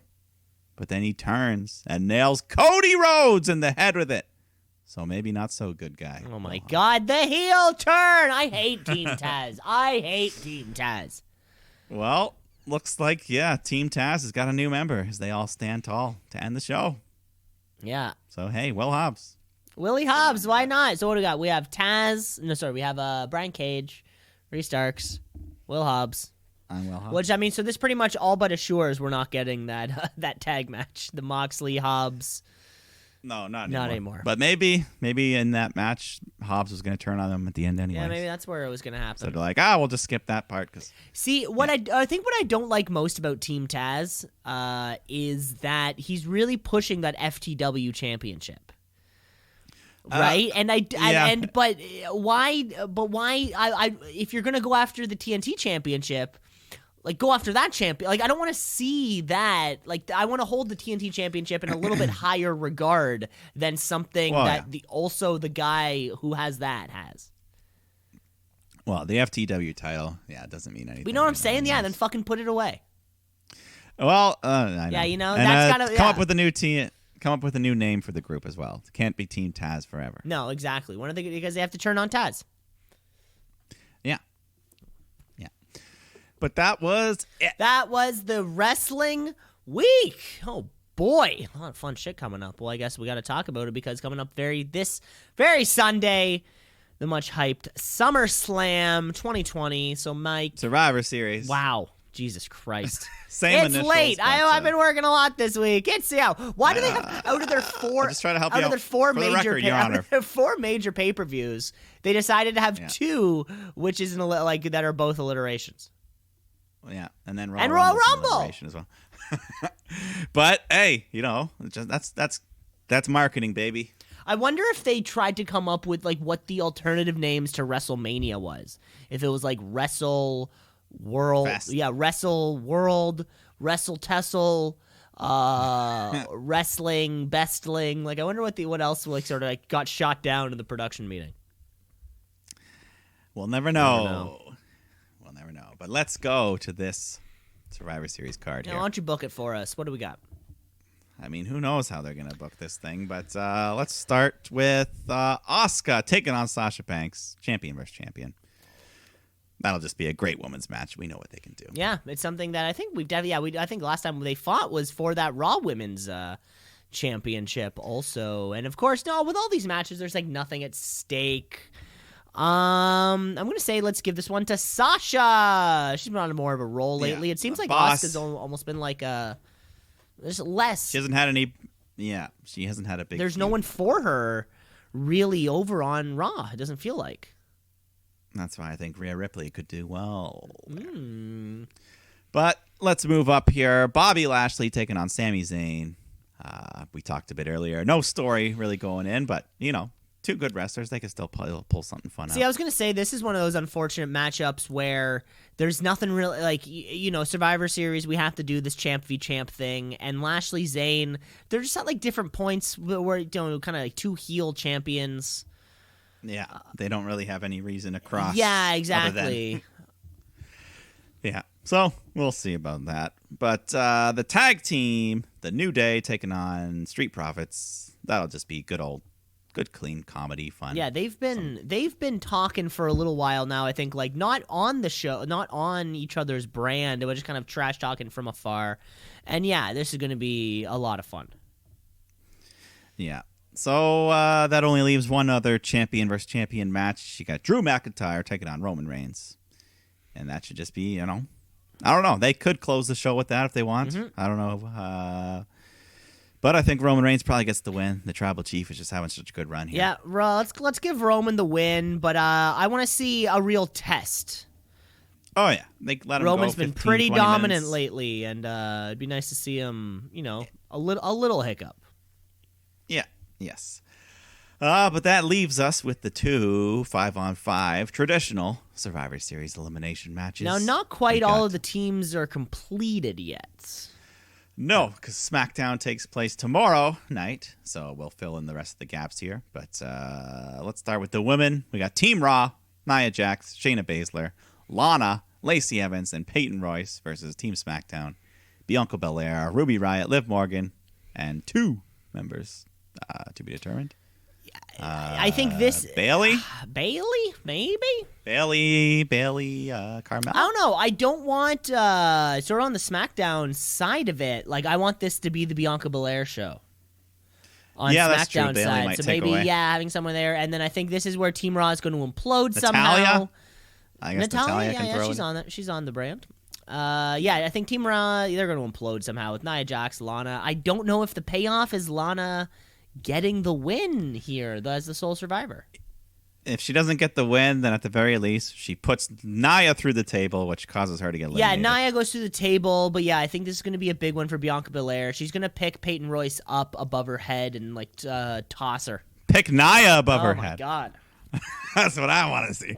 She can't land. She no, won't I be able agree. to land. Doesn't matter. That would break her hips. Belair could do it, though. She could lift No, her. I'm saying that would break Nia Jax's hips if she just... That's okay. She needs a little time off. But, yeah, that's going to... I agree, though. Make it the Bianca Belair show. Just have her dominate. Pick up, 4 eliminations. Why not?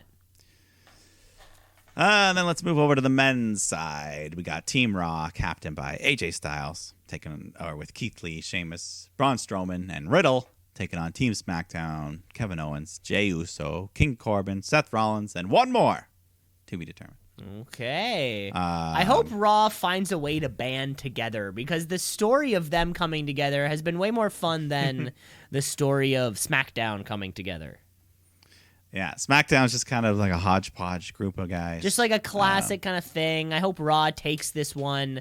Yeah, just prove AJ Styles, and or even if it ends up with the team turning on AJ, I want to see Raw work together. Yeah, and I think throw Big E in that final spot for SmackDown. Oh, that'd be great. We haven't seen him since he got the shit kicked out of him a couple weeks ago. Yeah. I think. Okay. But that's, as of right now, that's everything. Well, there is also the tease, the final farewell of The Undertaker's 30th anniversary of his debut. Yeah, whether that means The Undertaker shows up, or we're definitely going to get a video package of some kind, or God. I think he shows up, and it's the last time we ever see him in his costume, in his character, The Undertaker, and he gets attacked by the Fiend. The Fiend gives him the mandible claw in the middle of the ring. Yeah. Fucks him out, and Alexa Bliss laughs. Damn. We cut. That would be wrestling history. Then anytime we see him after that, it's just Mark Calloway. It's just Mark, yeah. Marky like, Mark! Yeah. Mean Mark, well, as he was once known. Well, there you have it. That was the pay-per-view preview, and that was pretty much the entire podcast. I think there's only time for one more thing here on the podcast, and that is, of course, the Wrestler of the Week. It's the Wrestler of the Week. Wrestler of the Week. Of the Week. Of the Week. The Wrestler of the Week. Of the Week. Of the Week. Wrestler of the Week. Of the Week. Of the Week. The Wrestler of the Week. Mike, I'm tossing it your way first. What you got? Well, yeah, we did have a lot of cool, fun action going on this week. But I'm going to give it to someone that left the company. She was released, but like I said, it could be her Colin Kaepernick moment. Zelina Vega, always a fan of hers anyways. She stood up for what she wants to, and I don't think her career in wrestling is done. I think All Elite will be coming around 90 days from now. We'll see. But, yeah, Zelina Vega, I still love you. Forever. Someone will come knocking. That's guaranteed. Yeah, for sure. Mike, for my Wrestler of the Week, I'm also going to somebody who left wrestling, but then came back to WWE. That's right. It is rare to see a title change on television, let alone a world title, let alone the world title. With all of its impressive lineage, I'm giving it to Drew McIntyre.